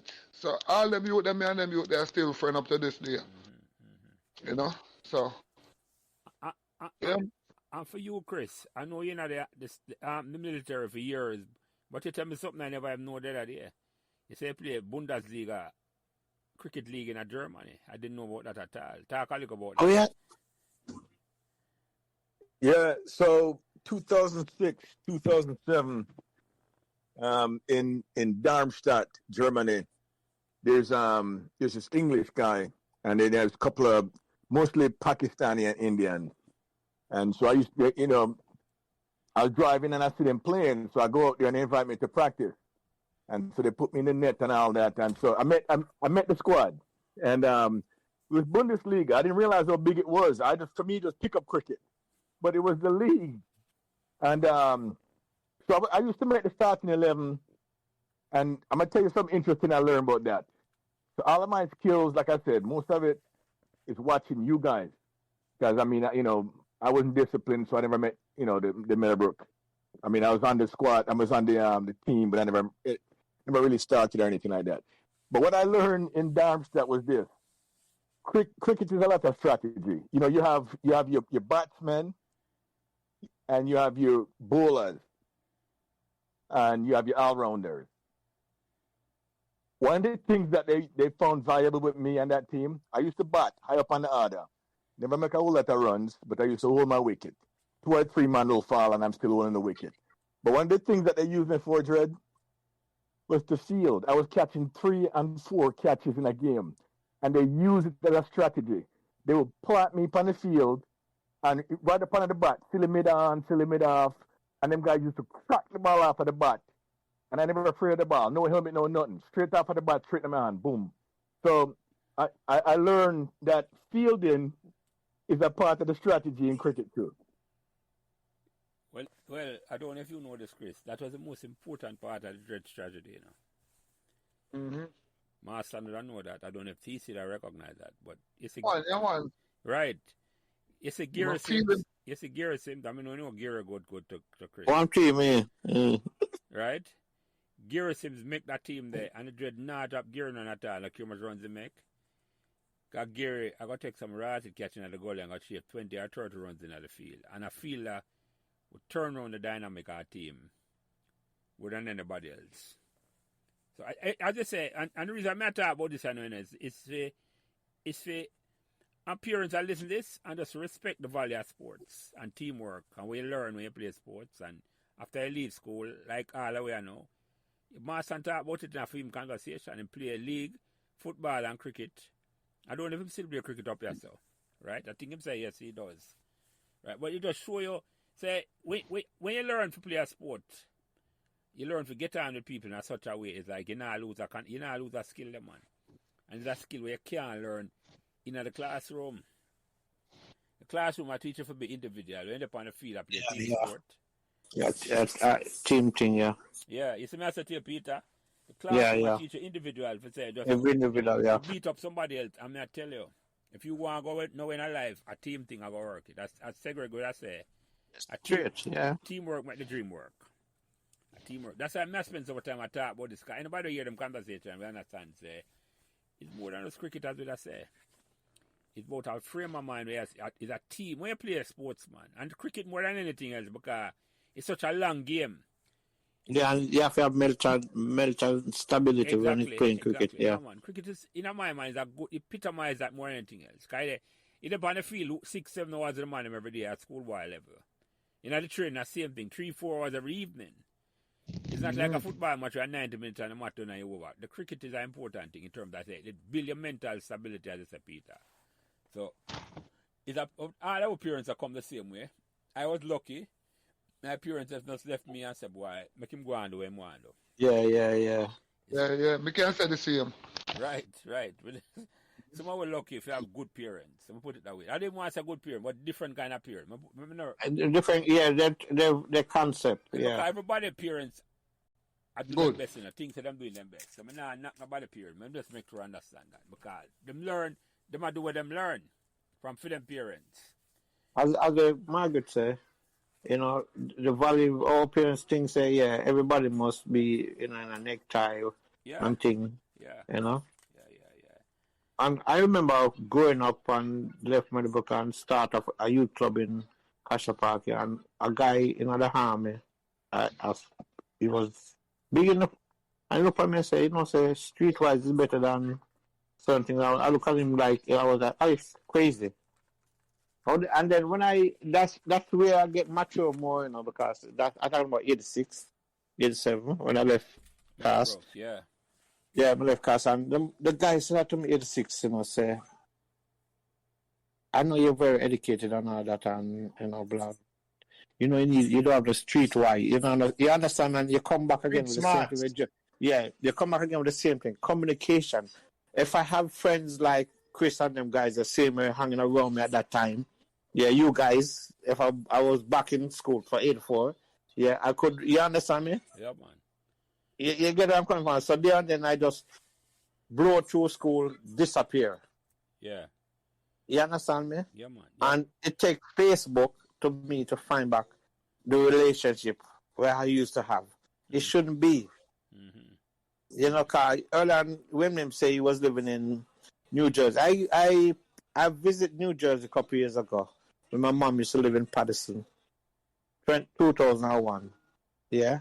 I'm not even know I have friends live. You see, I'm telling you, I was there for 1 month and I was bored for the 1 month. I mean, live down the road. You see it, and that's what I'm saying. You see the thing is how annoying it is, and if we should have that bond, and God is good all the time when I say this. It's never too late. Because if it wasn't for Chris, me finding Chris, because I messaged Chris 2 years ago and no response. Send him friend request, find him and send him friend request, no response. Then last year I said something to you on the answer, but I was off Facebook. Then, I see a reply and I sent him a number. I said, listen, I sent him a number, blah, blah. And then he called me Saturday and we like, and then here I haven't spoken to you guys for years, except Prince. I spoke to him a couple times on Facebook. I always say hi, hello, and how you doing, and that's it. And look at different. Look at the relationship we have now. It's like we're back in high school. Like we're still at school, Marky. We're back in high school. Yeah, But but you know what? We are very lucky, because you have generations before us who didn't have that opportunity. Them leave school, and that was it. Yeah, Right. And generation after us, we don't have it. Seriously. Right.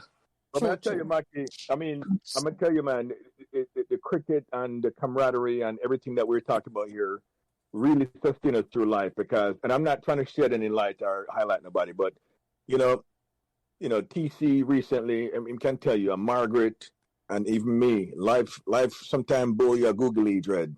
And it's some of the lessons that we learn make us resilient and make us survive. You know what I'm saying? Oh, definitely. Definitely.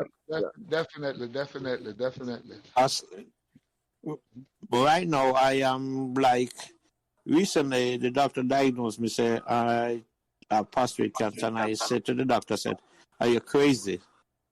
I'm not claiming anything, and he's looking at me like, I said, listen, boss, I'm not.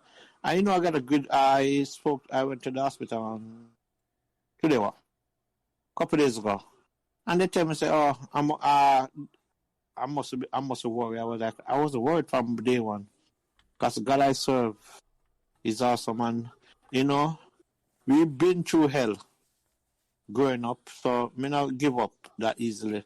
And I'm a church man. I love my church. To that, brother. Into that. Yeah, man. Right. I love my church. It's so funny. Before we came on, I was having an off conversation with Mike with TC, and it's the same thing I was talking to him about. Faith and the trust in God. Yeah, man. Yeah, Amen. That's But what's go through everything, man. Jelly, I got to ask you a Marston, right? Because TC are my brethren, and Eddie are my brethren. So from a statistics standpoint, who was the better bowler? Honestly, if you talk about school, I would have to go with Clive Edwards. Clive was amen, the best. The best. After He said school, that. I wasn't around to see how TC progressed after Yeah, school, but while in school, Clive I got to was. see Clive, yeah. He was from the country, innit?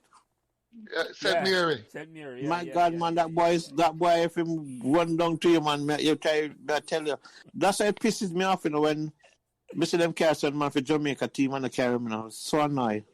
When I was in first term, I used to hear about this terrible fast bowler up on the second shift, man, named Clive. Our class. Yeah, man. So when it come into farm, before, my knee start knock even before the game, because me I hear about this youth who make sunlight or make calls on first term. Yeah. Man. It was good.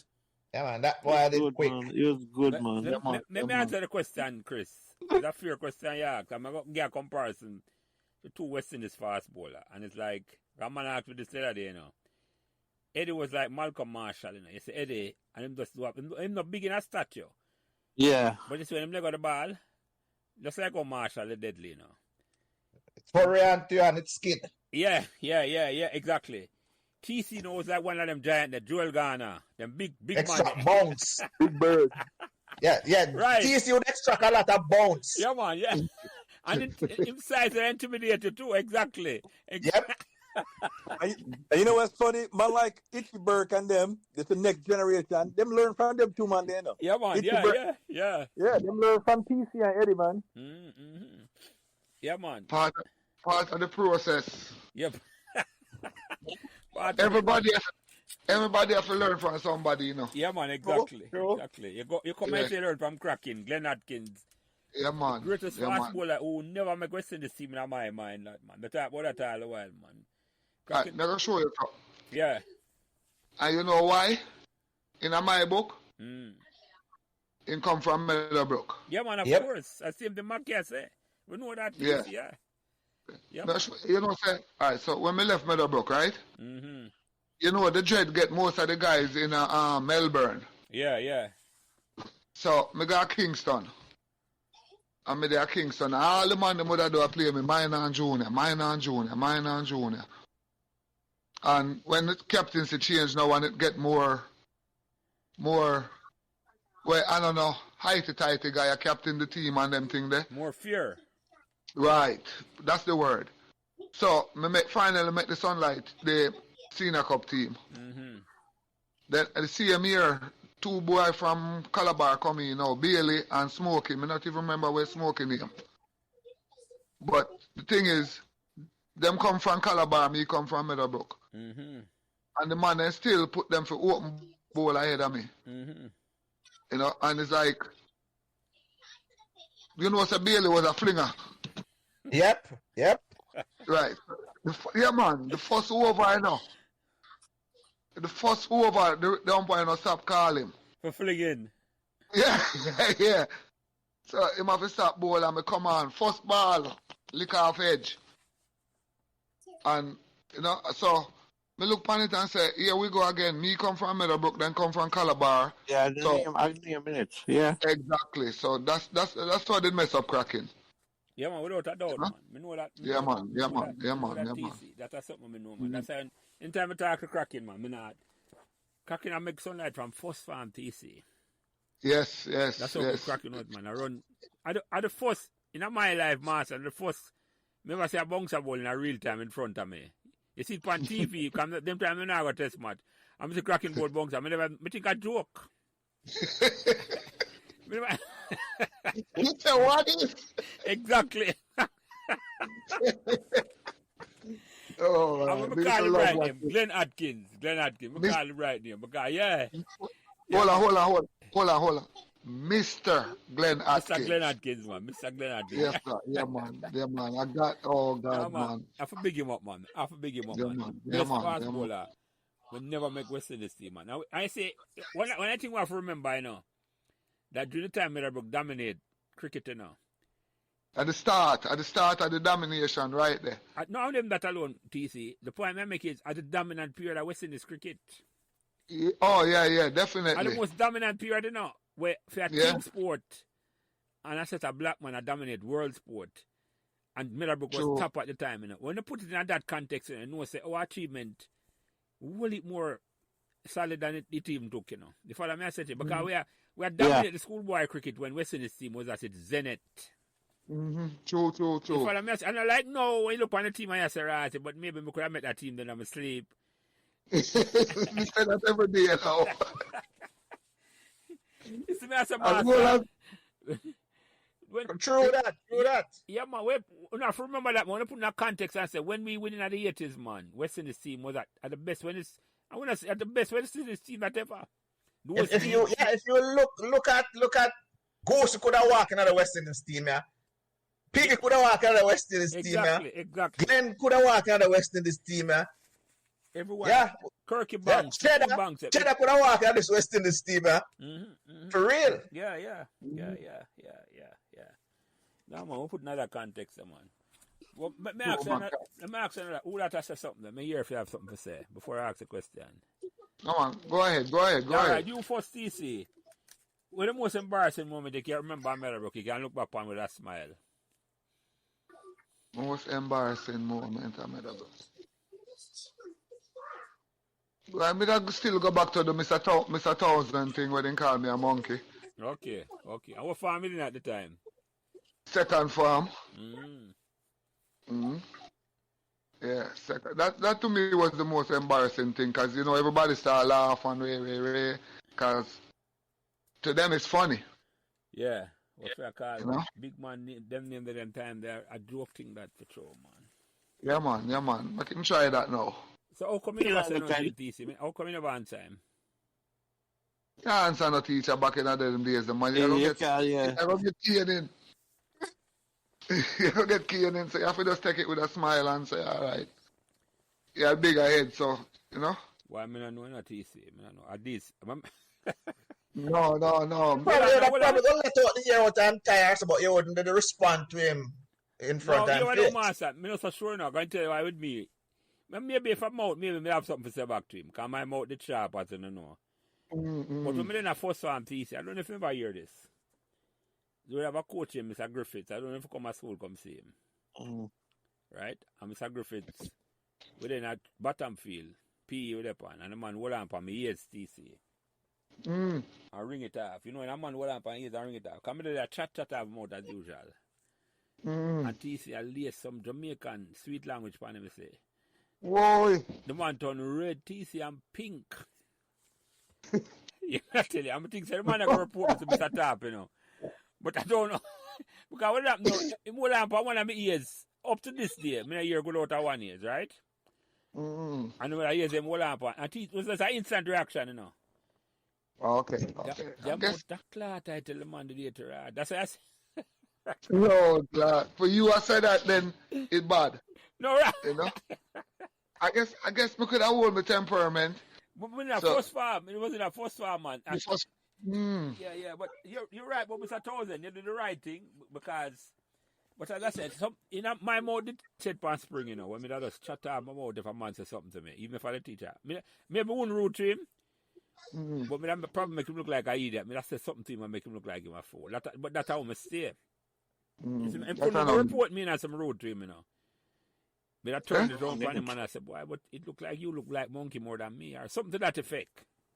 Yeah, but that a mouth off, and that a gonna be problem. You know? That's true. Yeah, cause what in my case, TC, I would have to suck it up too. Cause if I do mouth, if it happened to me and I open my mouth, and my parents come to school, I might say I must something me the why. Yeah.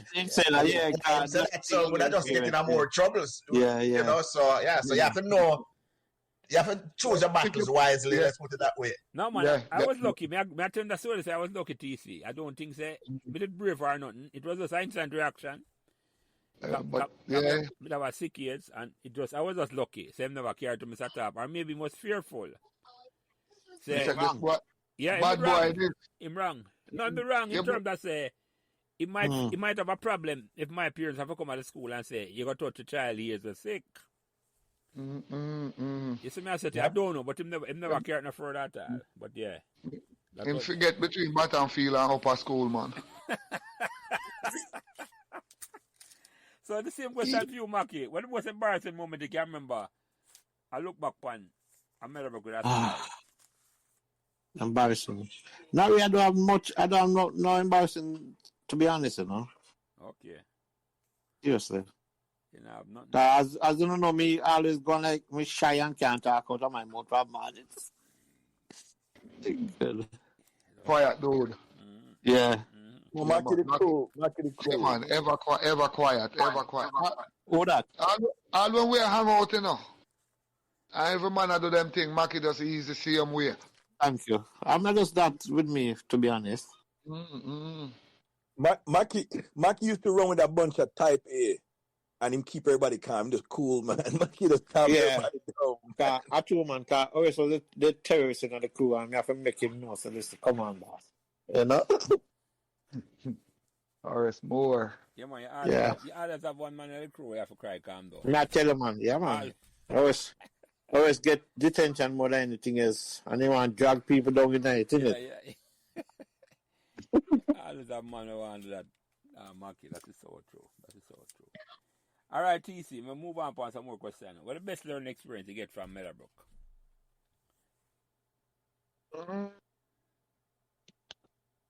Best learning experience.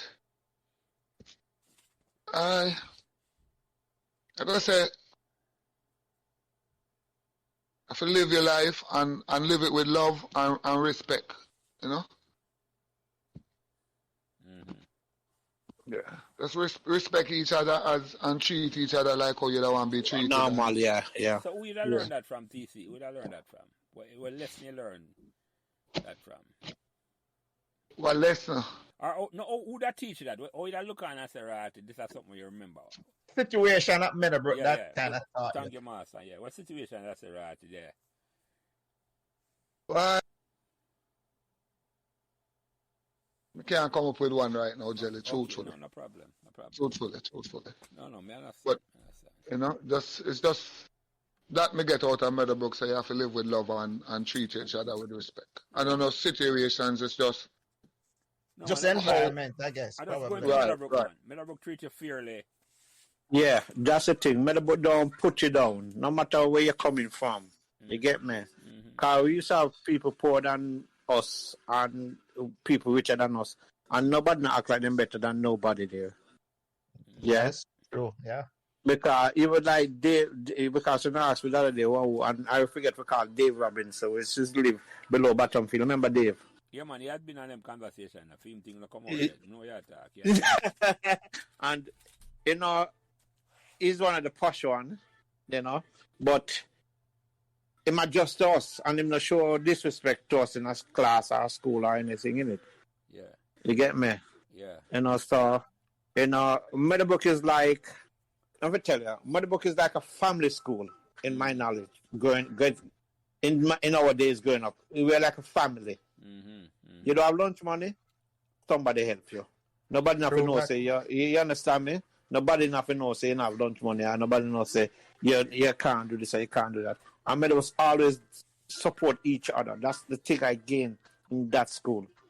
Yeah, we have each other. We have each other one back at all time, no matter what the circumstance may be. And nobody not going them better than nobody, and because I would have really asked this. I've never seen nobody fight in Meadowbrook in my days. I don't know if people fight, but I've never seen that. No, I don't remember. Well, I got suspended for fighting. That's for sure. For that? I got suspended for fighting. Oh, I didn't know that, did I? Me and Dirk Doer. I thought Okay. I was a big bully, and Dirk punched me straight in my Adam's apple and calmed me down. I have to sit down. Back down at the woodwork shop. He had a fight across road with a man from Meadowbrook. Okay. Yeah, stab me in my back. Huh? Him did all stab me in my back. Is it? So there was fight at Meadowbrook, but it wasn't nothing like now. No. Yeah, But there were far and few between. Let's put it that way. And the difference is when you fight and you're done, it's never going to further. Yes, that's the point, Yeah, Jelly. yeah. Me and Dirk. I'm picking at Dirk, and because I look a bit taller than Dirk, and he put me in my place, and it's like boom, and that was the end of that. And then the next day, everything good. You know what I'm saying? Yeah, man. Man. It never take to another level where it's like you end up with man a fight against man. That never happened at all. The two of you fight, master, and you get suspended or And then the next day, you're the man a friend or the next week. I saw it work on me. Yeah, because eventually, there was this guy, Gary Chambers. He was a year behind me. Right? And then, a couple of weeks after that, me and Gary out of Panfila play ball and I carry like nothing happened. Exactly. That was for some reason, that was the thing on Meadowbrook, man. That's the same dude who stabbed me. Yeah. Ah, Okay. Yeah. Them kick him out of the school after that still, but the same dude that who stabbed me, man. Yeah. You know? And Margaret, for you, let me ask you that question, because you had a female panel on this here now. Was there animosity amongst girls? I say girls are fight, I know them days. I never know a girl fight. That never happened at school when I go there. Not that I know of. It is possible, but at Meadowbrook, things used to be hush-hush if there was anything. Mm-hmm. You wouldn't really know that. Mm-hmm. Unless they're a part of something. Mm-hmm. Mm-hmm. But to be quite honest, I don't really think so. I think maybe back up on that one. Yeah, some say it too. Maybe we were lucky or we just go to school at a time where the curious man come from, man. We come to Meadowbrook, he have to behave the Meadowbrook way. Yeah, it's just like Mackie said, man. I think Mr. Thorpe and Spanner, the ladies were ladies. Yeah. And she used to roam the house and maintain that standard. And everybody, to be honest with you, we're gentlemen and ladies. Mm-hmm. And that's the Meadowbrook standard. And Mackie, you mentioned something though. I'm going to ask you and TC a question about this, Were you surprised that when you come to Meadowbrook, that in terms of, say, different classes of people come there and everybody was one? Were you surprised that happened? Well, in a sense, yeah, because when you heard about, like, for example, like the rest of school, JC, KC, Calabar, your parents rich, they stand up and act like they're better than you, and and all that. But when I come to Meadowbrook for the first time, I'm going to be honest with you guys, yeah. The first term, I tell you, as I say, I get settling. I was, in those days, you can get transfer. Yeah. I did want to get a transfer, and I just started. I said to Mom, I'm not going to Meadowbrook. And then I said, the first time I was there, I said, you know what? I'm not leaving the school for love nor money. Nope. Because I feel at home. Everybody make you feel at home. And that day, Ron Ebanks put up on social media, and somebody rang me from America and said, I must go on Facebook. I was like, what happened? And Ron tell them that he came there in third form, Palo, and I'm the first one welcoming him in the class. I was like, wow, I didn't remember this. They said I make him feel at home. And thanks to that guy, Peter McPherson. I was like, what? And you guys just say it. Yeah. Because that's me, innit? You don't remember you don't remember it at all, Peter. Thank you. But the man they do it to remember though, and that was Meadowbrook, yeah. The man they do it to hey, you said something. Yeah. You said something, I asked you a question that day. You know Adrian Lee, remember Adrian Lee?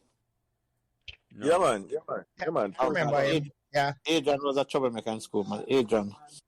You said, what about, you asked me what was the best moment in class. I don't know if Margaret was in class that day. When we have this maths teacher, she came 12 in the Miss Beauty pageant. Oh, yeah. Mrs. Smith. And Smith right. And she was near end up whatever the matter. And Adrian was sitting right in front and she was sitting bad. And when she called Adrian to check, Adrian served this, you know what? And the whole class went upside down. Oh my God. That was the most delirious day of our life. And, she's like, get out! And she was so short, skimpy thing, and I was looking straight between her legs. I'll never forget that day. Yo. Oh, God. I don't know if Margaret remember, No, I don't remember. She wasn't my teacher. Okay. I cried attacking some of those girls. But guess what, Mackie? You. Girl, now I see them thing there now. Trust me upon that, What you? Girl, not going to do it. Not. Yo, me love why put it down. She sit down bad. Tell him something. Yeah, Miss Smith. I'll never forget her. Wow. Yes, I am. Yes, no, she's not bad. God. Yeah. So, TC, the same thing, question me ask you, I come back to you, Mackie, but TC, were you surprised in terms of like the families environment of Meadowbrook when you just come to Meadowbrook? Not really. No. Because as I say, from the beginning, you can say, like when we go in a second farm, and we see how the kids them were they from first farm to the second farm, how they get along. It was like they had that social bond, social unity where everybody get along, and as I say, even when I come in, they accept me like I was one, you know. From first farm, like so, they're from first farm. Exactly. So it wasn't no surprise. It was just, as I said, greatly appreciated, and it sort of helped me. It helped me to be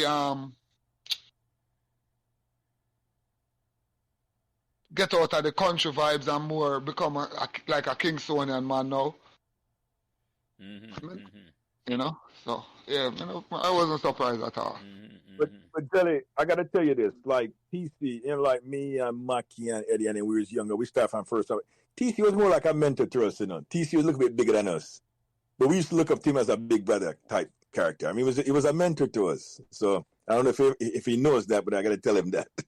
Well, thank you. I know now. My brother. So, Maki, let me ask you a question. I'm ask TC earlier. What the best learning experience you get from Meadowbrook? Well, what I learned from Meadowbrook, again from Meadowbrook, is to be polite. Yeah, and Spanner once tell you have to respect every female. Yeah, because one time in our classroom, the boys them used to put glass on their shoes and look under the girls, and then all of us get in trouble. Yeah. And she called us, and she should say, respect is due to female. And again, I learned that from Meadowbrook High School. You know, that's a good experience for me in my life. Yeah. Which part of it? When Spanner talk to you, or when you put the glass on your shoes and I look under the girl? Sorry? Wait, again? All right, make it go on. Better than Chris? Yeah. TC, Where's the Margaret? Mr. TC not better than you know, mix up, but you just slick with it. No, but you know, I remember, I know what Maki talking about, but to be honest with you, I remember even you, Margaret. To me, you was the most sophisticated lady type of person. So I would never even put glass. I can't speak for Maki, but I never put glass on my shoes. Thank you, sir. Thank you. I'm going to play the fifth for that one. I won't comment on that one at all. I'll leave that one. But Jelly, guess what? Anybody who listens to the podcast know why you're pleading the fifth.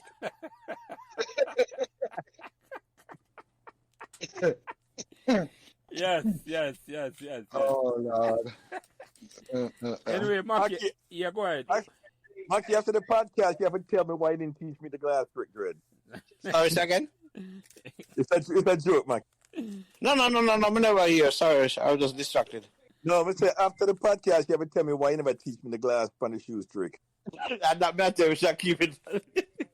He got in trouble, and as a friend, he didn't want to get you in trouble, okay? Yeah, yes, he is. Yeah. Leave that alone. All right, let me ask a question now. And is another past student asked me for ask, and we can big him up. Give me that question. Come I said, Jelly, I want to start to ask a question. Say hi to Franklin. I said, Jelly, we have them conversation. I want you to ask you first, Maki. What do you think can be done to encourage or inspire Meadowbrook past students to want to give back to them alumni? Give back to the school? Yeah. Well, as I said to you earlier, I'm doing that already in it. So, I contribute, towards whatever things going on in the school, and I say we should have a fundraising. Yeah, we can form a fundraising. You know. Yeah. And TC, is there anything else you think we can do? Where to inspire past students for one give back to the school? What can be done, you think? As Mackie said, the fundraising, but I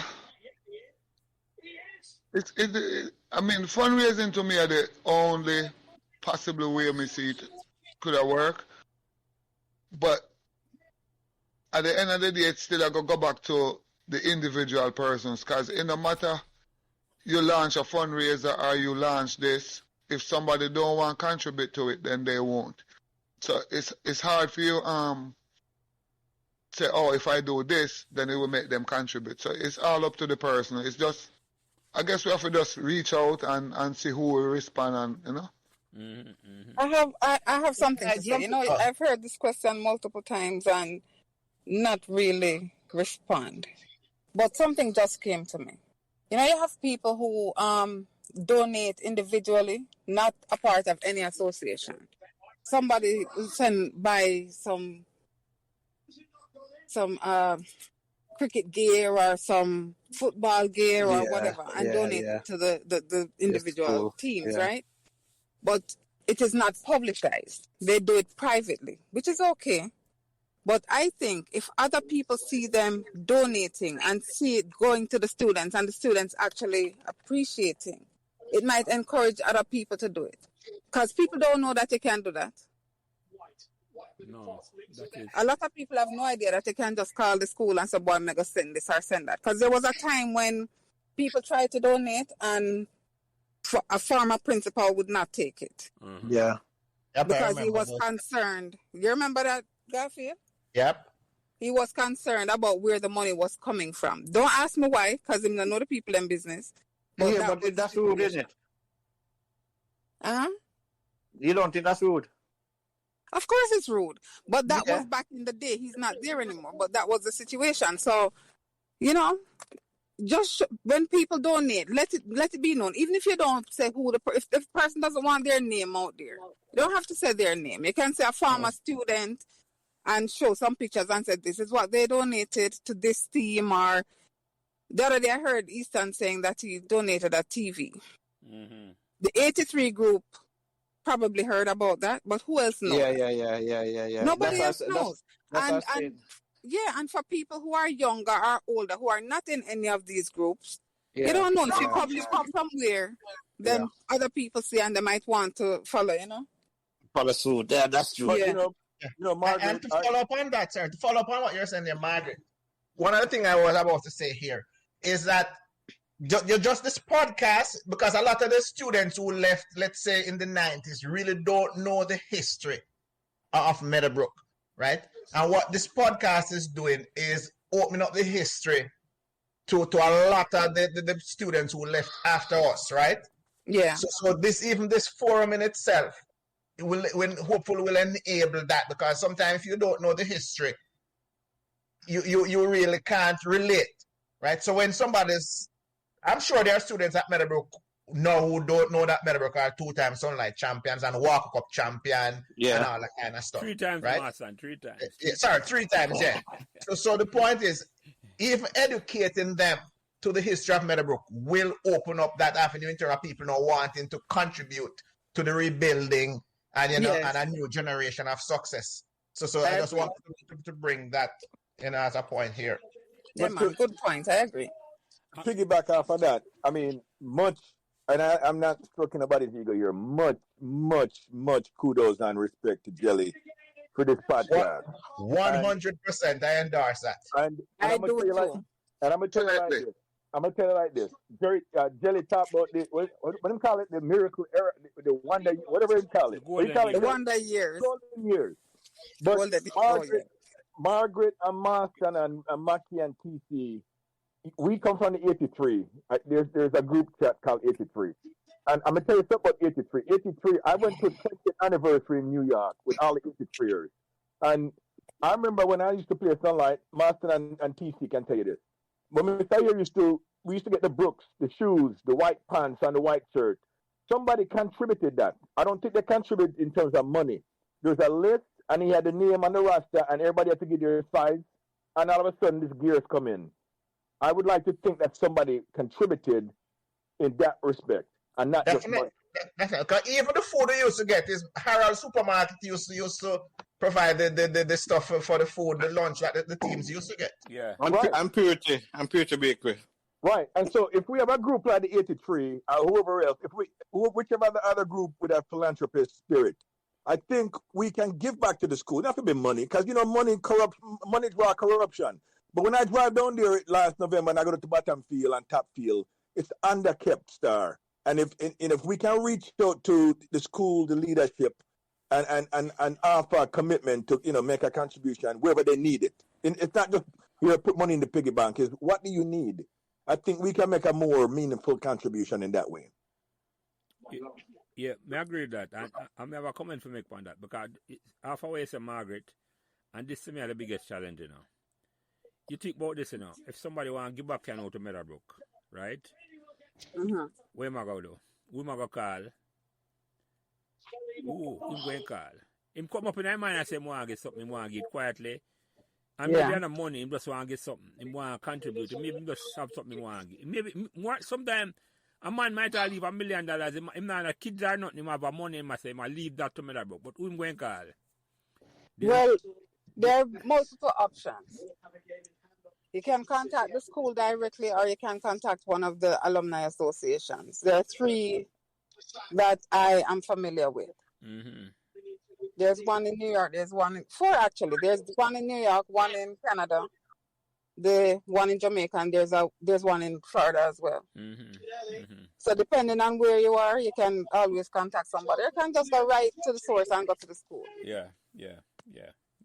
So ask that question here. So what would you guys think that as part of this podcast, that we have a section where at the end of each podcast you kind of give out, okay, if you are a past student or whatever and you want to contribute to the school, here are the chapters, here's how you can do it. Would that make sense? Perfect. That sounds good to me. Yeah, let's do that. Just start identify the chapter them at the end of each podcast, Master. That's a good idea. The contact person. That's the contact. Yeah. Contact person. As each chapter have a treasurer, so. And maybe an email address. You see me I said to you? Yep. Because sometimes because some of them have like bank information. Yeah. That you can get. Because I have sent money that I collect from different things, different fundraisers, directly to the bank in New York, the Meadowbrook account in New York. Yeah. So things like that's a good idea. Or even Jelly, when you're posting it, you could have a little tag on the bottom. Definitely. Something like that would work. Definitely. It just post a phone number or an email address and say, boy, if you want to go to the school, this is the Atlanta chapter phone number and email address. Okay. I would do it for all of them were active. You see what I'm saying to you? That's a good idea, Master. I like the idea there. Now I take more time and sit and say, if you want to listen to the podcast and you want to give back, these are the 4 active alumni association you can give back to. You see what I say? Because I think that's part of the problem. People want to give, but them don't know where or who to turn to. And there's another way of giving. I don't have the details with me. I'm not at home, but you can, people who shop on Amazon, Meadowbrook have a link there where if you shop using that Amazon link, they give a percentage of what you spend to the school. Margaret, 1 second, please. Margaret, Kenneth is doing some business over here with Amazon. You know that? No. Yeah, he works with Amazon and he's have his own outlet where him, have people work for him and thing. Okay. I wasn't aware of that because I shop at Amazon 24/7. I shop there too. But if I didn't know, have a link where if you I seem that you take it, Margaret. That is a challenge, Communication, man. Yeah, there's no one place where somebody said, boy, I'm thinking about Meadowbrook. I'm sorry, let's go there, so. And the information that are there, like you might say, okay, where you want to for Meadowbrook? You go up on the side and everything there. Yeah, that's, what? You follow me? I said to you, that is just that. Somebody can you have too many tech persons. That's a missing link, man. You follow me? I said to you, that is a missing link. Man, there's only tech people. Somebody must start that out. I said there's so much information. Just like Mackie said, have somebody who that want to activate what you are saying. But him not aware, right? How much other people not aware say them can give to Meadowbrook through that way, Because of the Yeah. lack of, but as I say, we just start talk about it after a whole heap of years because this conversation on the podcast, as I say, it ignite a whole heap of interest and people just start talk about it back. So we could give time. We're crawl little, we soon can start run. Yeah. Yeah, man. So just the Yeah. ideas that come up when somebody say, that's a good idea, master. I like the idea there. Me too. I love the idea, the master, and I'm going to take it up. I'm going to take it up and try it. I have a tech man I work with. Just Yeah, man. keep them up to date. Yeah, man. Yeah, just put it out there, man. It's all right. It's like I said, Meadowbrook, whatever it is. I don't want to say too much about it on the air. But like I said, this is like, I'm going to look upon, after the podcast, I'm going to say, this is how I give to Meadowbrook. I don't know where to call it, Margaret. But Yeah, you can just say there's a link. Yeah. And if a link is created, you just tell them where the link is to get the man, information. and these are the various ways in terms of how you can do it. And sometimes you want a point person, you know, who understands everything there. Sometimes a man want more than a website, you know, and we know this at our age. The wickedest thing, sometimes you want to talk to somebody, might tell you to go to our website, and you go to the website. And you not get to. No, you know. You're not, No, so you get to run around. Yes. So it's our generation, we like the direct communication. You follow me? Yeah, I got you. Yeah, it makes sense. No. So I say it's a learning process, you know. It's a learning curve. Yeah, man, that makes sense. It's a learning curve. It's like our generation now, just a wake up now in the sunset of our life, because all the way, as well, I would like to say, I know a senior citizen. Some of them, Yes, man. Long time. Some of it feel like we're young, see, yeah, exactly. Well, Jelly, bigger than that, because I talked to Mackie and said Horace Moore dead, and there's so many people. Yeah. I listened to Cheddar talk about one of his. Well, that was a childhood experience, but so many people that we know is no longer with us. Right. Yeah, true that. You know, keep that in So perspective. Horace had died. Because Mackie, after I leave school, probably into the 2000s, late 90s, 2000s, Horace became my mechanic, you know. Because I went to the Honda dealer and realized he was working there. So I decided, why would I pay the Honda dealer premium when I know Horace from school? So Horace became my mechanic. I wasn't aware that he had died. Yeah, last year. And that's because he was like going through hell. You know, because his sister live over here, and my sister live over here, follow him, yeah. And she's a nurse over here, and fortunately I go to, I'm doing events, I do festival and these things over here, so I was doing one, and then I saw this young lady stand up and said hi. I said hi. I realized it was his sister, and I get communication with him, and we start talk, and I start helping much a lot. But she said always start drink and smoke, and that's what happened to him in it. Tony. But the point is, we're here now, and we and we can be gone at any time. You know, like, nobody knows what the future holds for us, isn't it? Yeah. You know. Tomorrow is promised to no one, man. No one, amen, brother. So that's why I have to make use of it. Yeah, man. On time. And it all starts with the conversation we have here now, and that's the beauty about it. Yeah. So with the conversation, and put the ideas and better ways to do the thing. I want to put the thing in place. But let me ask another question now, and this go for you first, TC. How it make you feel?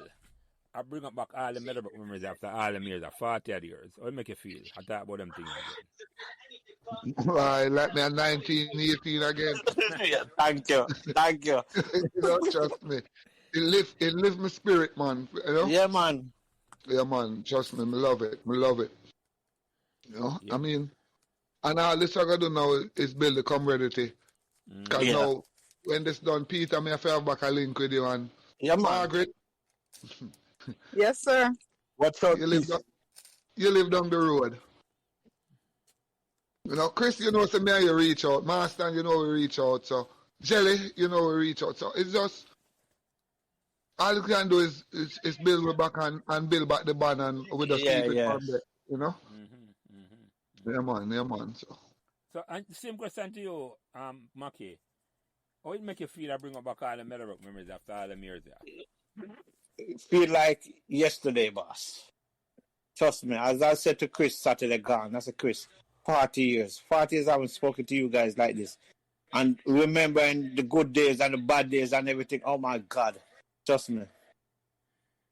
It make you feel like you're still in the teenager stage. And as I said earlier, and when him just where my colleague just said just like a while is that, with him feeling 19, Yeah. I look back and I said, look, I left Meadowbrook at 17. I shouldn't have done that. Because I stayed till 19. You see it? You know? But so when Chris tell me that he repeated, that's when I realized I was like, what the hell you disappear for? You get me? Because I could Yeah, have but never you know, told. Mackie, you know what? We all have a journey, and we forget. You know, we have different paths, but the good thing is that we are right here. Yeah, and we can say, 40 years is long, man. And we still come back and still feel like we're the same people. I don't feel like everybody that I've come into contact with, it just feels natural and authentic. It don't feel like I have to force nothing. You know, nobody will come and I say, oh, so what are you doing now? Yeah, you know what I mean? No hype. Nobody not hype on nobody else. Nobody that's why I said the family. Nothing. Yeah, the family. Everything is just like back in the day when we just were, start, and that's it. You just start, Yeah, man. And that's why, you know what, that's why I said Margaret, and it's a pity these guys, that's why I introduced Chris to the group, because at the end of the day, the group, the Link 83, that's the thing I like with it. Nobody act like they're better than nobody. Yeah. They won't joke, they take the piss out of each other, and sometimes just peeping in, and Yeah. But one thing I love with Edda Samuels, I don't know if she's married, I don't know if she's married, but one thing I love with her, every month, guys, we need to do this. It's just... Heather Lynch, Heather Lynch. Yeah. She you know what she normally do? We have a roll call every month. Everybody, That means anybody in a year from we need to check upon it. And that's healthy. That's good. Yeah. It's very good. Everybody who hear from for 1 month, they make the roll call the first every month. That means they're all right. They're not percent much. Yeah. In the short space of time, you introduced me to 83. Alfred Scott called me. Michelle Tapper called me today. It's interesting. Everybody is just that burning desire to reach back out and plug back. Yeah, Chris, because I guess everybody want to know you there. Everybody asks me, Mackie, what about Chris? I spoke to Audrey Thomas. She's not on the link. And she's like, I spoke to, she's like, every day I talk to Audrey Thomas. And she asked, who is Chris? I say, have you heard from Chris? And she talked to Andrew. And the first I said to her, I said, Chris. Me and Chris talk. She said, oh, thank you, Jesus. You get me? I'm gonna make one last comment, guys, about you and TC. If you repeat fifth form, Mr. Here, that bring you on the Sunlight team. I know. I know that. Them years there, as Margaret said, everybody journey different. Yeah. And we're there, I know, as I say, so we're there, I know. We're just, the facts are just part of the journey. Because for me personally, one of my things I did about for 20 years, nobody never hear from me at all. As I say, me like them in a witness protection. Okay. Right? Nobody never hear from me, nobody never know me. Yeah. And then last year I decided to say, come chat about this some more. Talk about this, because I never talk about it. And we're there so now after a year. You see me I said to you, so Yeah. Not before the time, Mackie, so I understand. But may I ask you another question? Another question. Are you for TC? Any student who think I come to Meadowbrook now, or might come next year when I hear them podcast, what message I get to new student who want to come to Meadowbrook, or existing student? What message you have for them? Or teacher who want to teach at Meadowbrook? Where I tell them what Meadowbrook say? New student. Yeah. Meadowbrook is the best place to be. Just focus on what you want to accomplish, and you will accomplish whatever you put your mind to, because it's a good learning facility. Teachers, oh my gosh. I mean, just work with the students and just show them the right path, Yeah. I want our favorite teacher pass this week, so I'm going to talk about her separate. Mrs. Laidlaw. Okay. Miss Laidlaw pass away? Yeah, Monday. I didn't know. Okay. I know her. You know, Miss yeah, man. Yeah, man. I'm going to try to put together like a tribute for her. So, but I will reach out to someone and make her know. So just say talk about her, man. you know. So, because I talk about teacher as she run to my mind, because she taught me too. So, I know she never teach me, but I know her. yeah, man, she have a special place in her, man. So, yeah. So you mark any message you have for the new student who might come on Meadowbrook after? All I have to say to all new students attending Meadowbrook, be yourself, and respect each other. Because without respect, you won't make it anywhere in life. Trust me.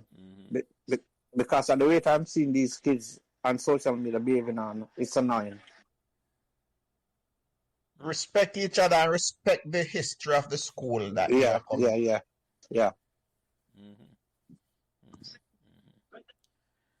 We only have a couple more questions for the phone, but we'll go around the table with that question here first. Margaret, may I start with you first? Is there any question or topic we I like bring up or we never bring up at all? If you ask TC or Peter. No, I don't. I can't think of anything. Okay. Master, is there any question you think I miss?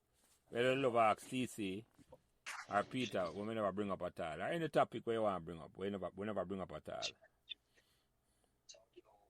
I think you pretty much covered most of it. And I had some questions kind of that was phrased differently, but you covered most of them.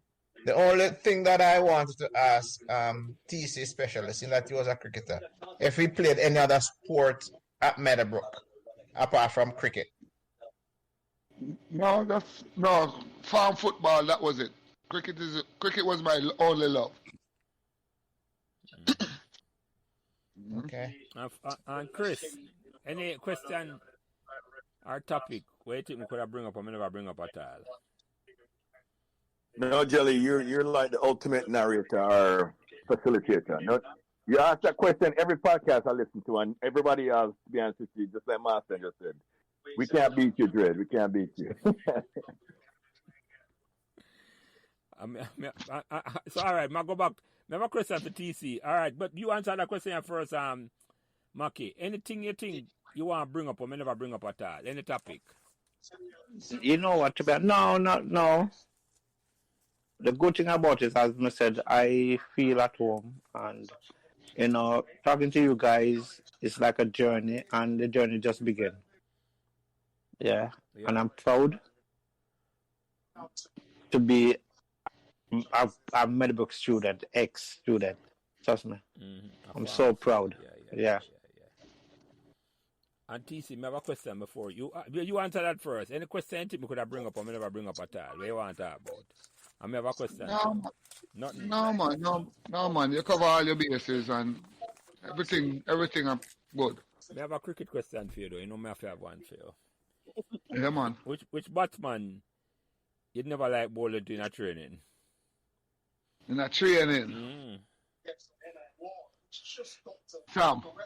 Who that? Cheddar. Yeah. And why is that? Cheddar mean. Cheddar mean. Cheddar. Alright, enough of them boy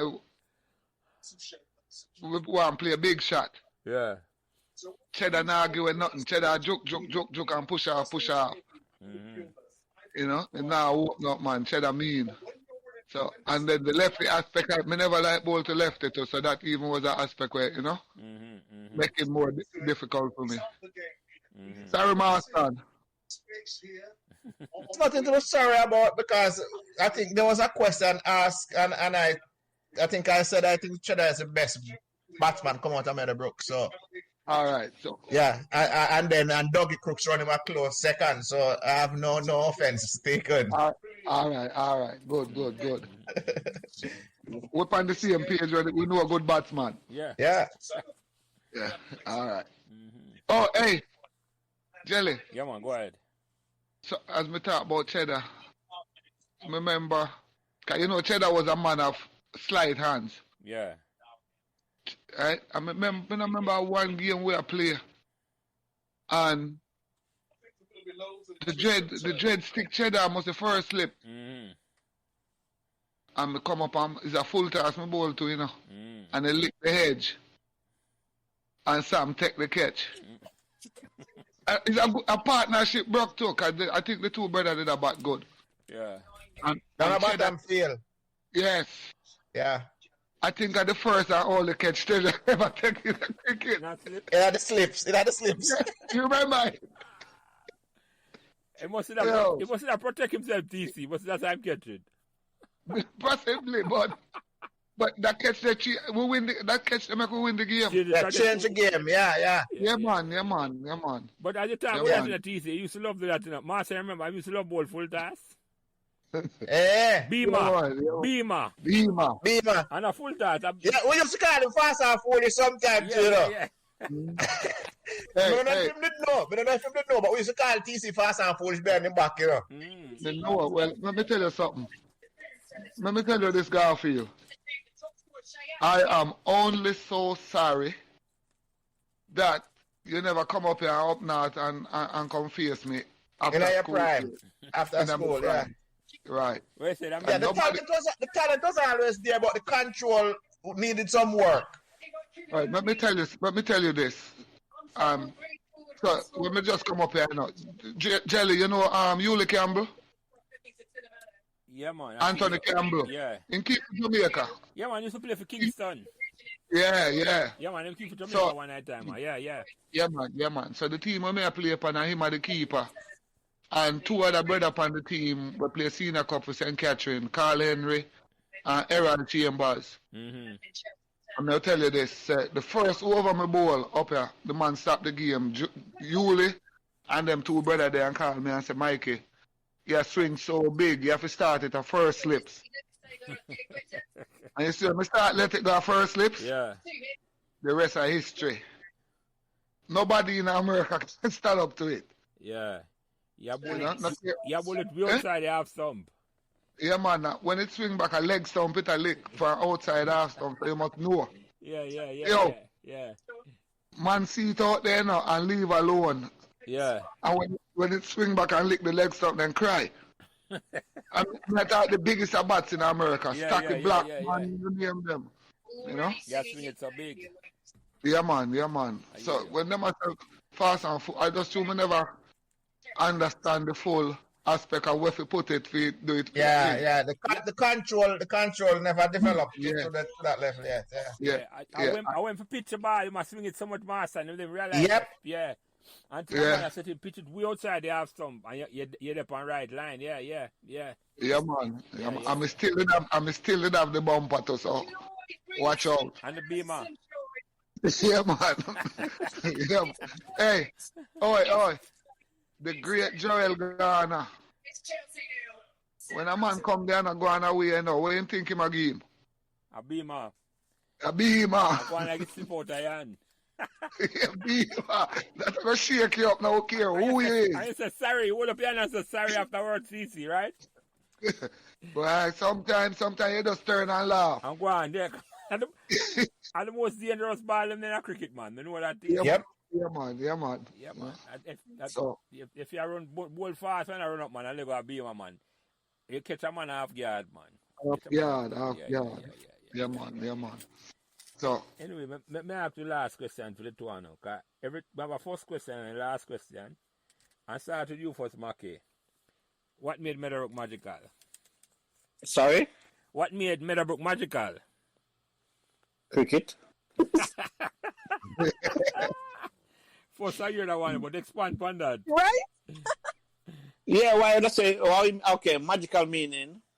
No, man, nothing wrong with the answer. No, everything. Nothing wrong with the answer, Exactly. man. But Thank this you, is the Mark. first time we hear I somebody hear what say I no. say. What do you mean by that? Yeah. No, because it put a cricket put Meadowbrook in the limelight. Yeah, man. Yeah. No, man, understand. And you're perfectly right for putting it that way there. Yeah. Can I hear about that beat your chest on Jimmy Adams, right? Yeah, no more. Again. I was say Jimmy I play for Jamaica. I was like, every day I see certain things and I'll waltz. I say, Clive does better than them. Not Cody. Not Cody. He won't go that far, but him deserves a chance. Should have got this chance. Man. Yeah, Jimmy Adams definitely. Cheddar the better than Jimmy Adams, definitely. Yep. We can't say that. Yep. But Yep, without a doubt. Yes. Courtney Wild was a cut above all the way, without a doubt. Courtney Wild. No, he never cut above Clive Edwards. Trust me. Yeah, man. Yeah, man. Yeah. We're gonna say that, Mackie. We're gonna say that. Be closer to the cricket than you. We're gonna say that. Now listen. You say when they play for Melbourne, yeah. Yeah. And and my neighbor that Walsh. Yeah. And that's somebody me know good. He when him up here play for England, the county. I met him and all of that, yeah. And me make him know Clive Edwards. And him said to me, he's good. Why he never play for Jamaica? Yeah.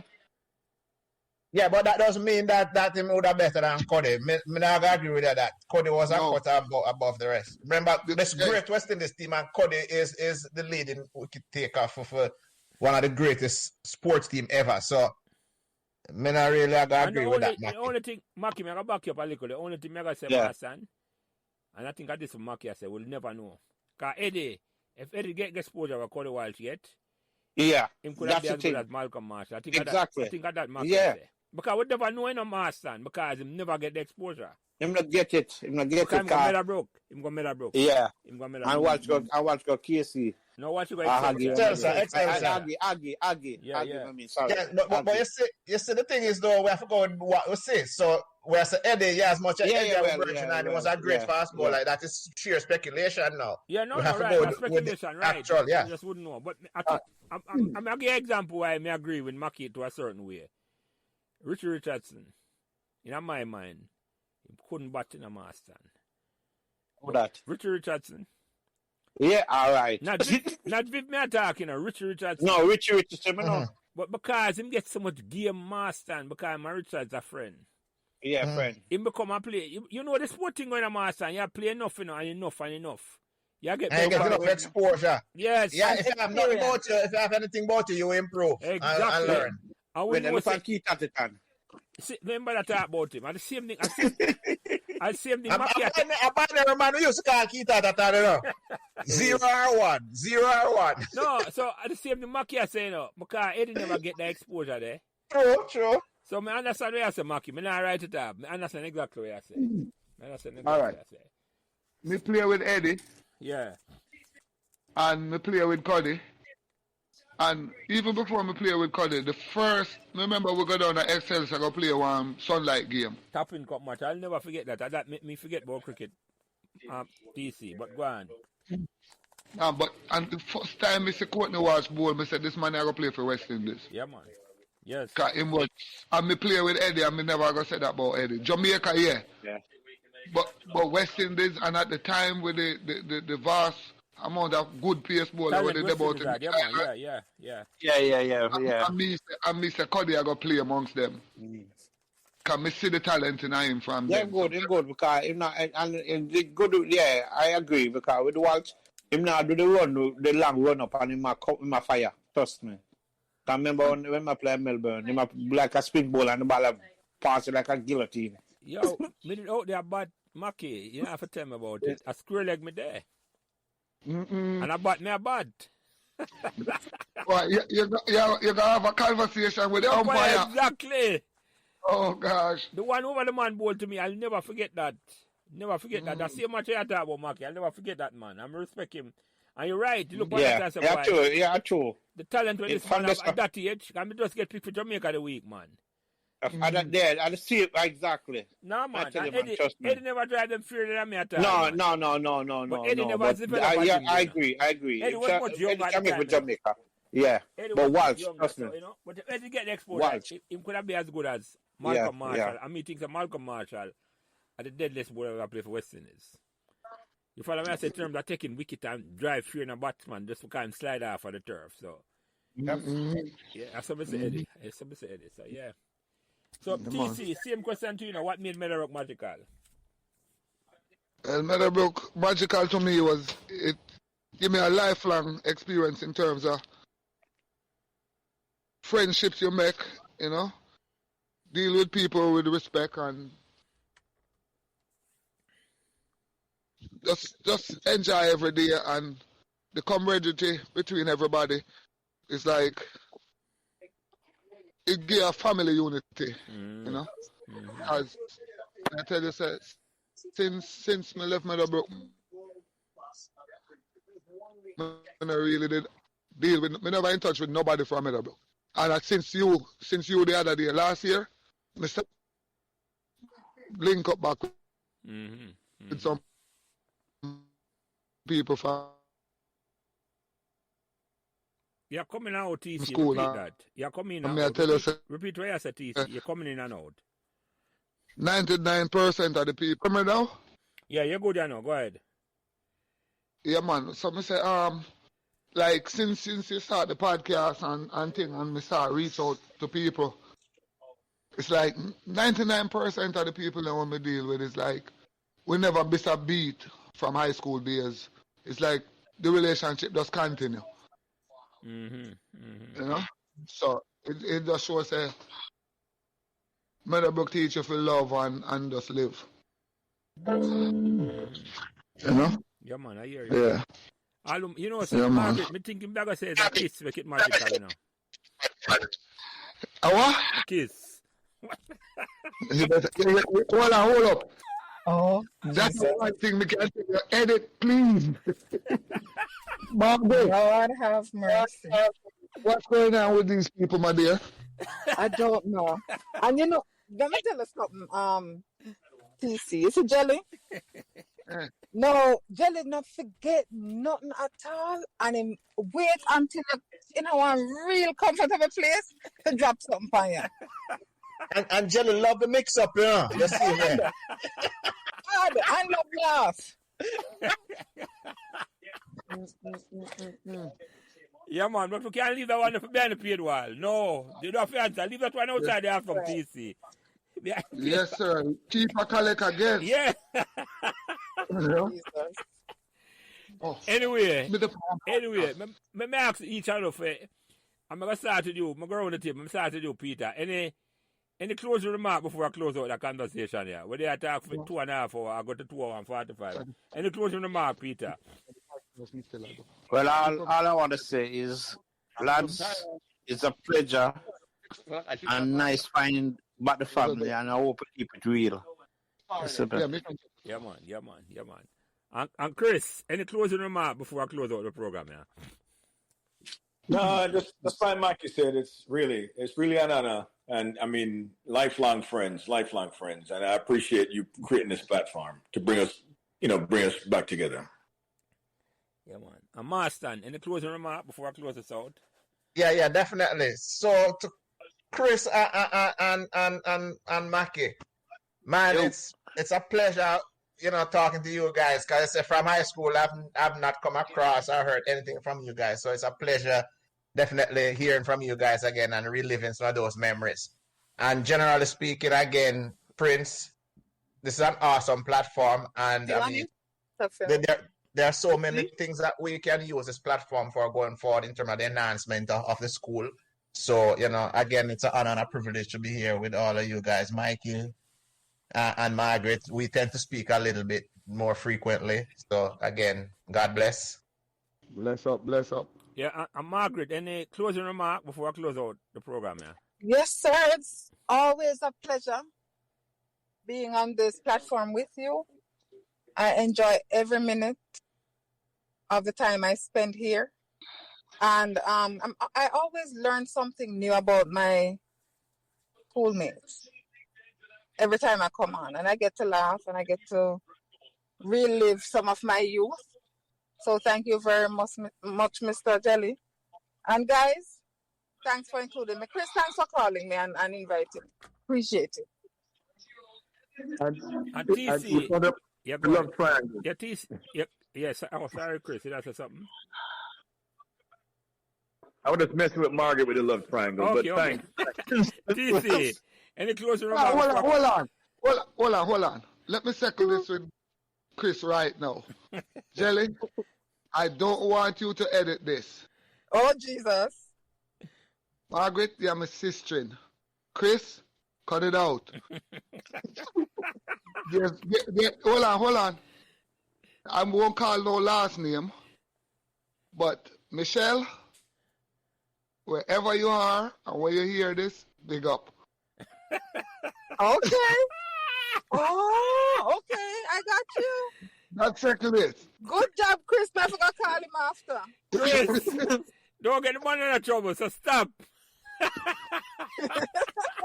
Jelly, do not edit this. I want her to hear it. No, I did not, TC. It's all right. I hear you loud and clear. Then TC, come yes, here. ma'am. All right. I'm ready to leave, but let me ask you a question. Yes, Smart, my brother. Boy, brother, just I love the vibes. I love what you're doing. You know, as you me see, with certain little things we touch upon today, where can even make it better. Mm-hmm. I mean, no, it's a learning process. So you have to, and you've been growing from your start. Yeah, man, it's a work in progress, TC. Yeah. Right. Yeah. So you know, me love it, man, and just keep the vibes, and it go even build the unity even more. Cause the more you do it, the more people know about it, and the bigger it go build back a community, which community it matters. Yeah, man. Okay. Especially the Meadowbrook High School community. Yeah, man. The bigger our community get, the bigger we can build back a school too. Yeah, man. I got one though. To the golden Yeah, era. man. The golden era, as I call it, man. That's our aim. Yes, yes, sir. Definitely. So just keep up the good work. Yeah, thank you, TC. So the question. yeah. For the 65th, anybody here planning on being in Jamaica in July? Yeah, man. I plan to be there, master. I plan to be there. Which July? This July? Yeah. Yeah. Yeah? Because you say I have to come play a cricket match. Jelly 11 versus Goose 11, so. Me dead there. And, Hey. and TC, there's a certain race so I need to be finished. Oh, Lord, here we go. I can't guarantee that I'm going to be there because I want to go somewhere else, and if the opportunity comes, I'm going to choose it. So sorry. Yeah, we'll get it. If the race come off, Margaret, I go there. I go post it online that you can see it. Everybody can see it. And better see I go win TC. Them can't take up. Them can't. We want to take weight from now. The derby will come up, so save your money. Jerry, if you can promise that I can be on somebody's 11, I'll definitely be there. Oh, God. Yeah, So man. you said July. What time in July, sir? I think at the first week in July. The first week. First week. Yeah, the first week. I Yeah. think it coincided with the homecoming week, TC. Yeah, the fat, yeah. The homecoming week. Yeah. Now you will talk about that in the week. Yeah, man, no, definitely. Because we're coming up in a March, you know, and pretty soon we have to make arrangement and firm up plans and all of that. So, yeah. Right. I'm looking for my vacation already to make sure, because normally I don't go home for any of the Meadowbrook events, but this year I want to go see that Paul Brown Jelly finish that race. So I'll be there. God willing. Yeah. Oh, A yeah. man said that race never done TC. So we can run off about all the one. There's no winner in that race. It need to run the last. Run the last 10-yard TC. Yeah, but boy, I think the 10-yard probably take 2 weeks.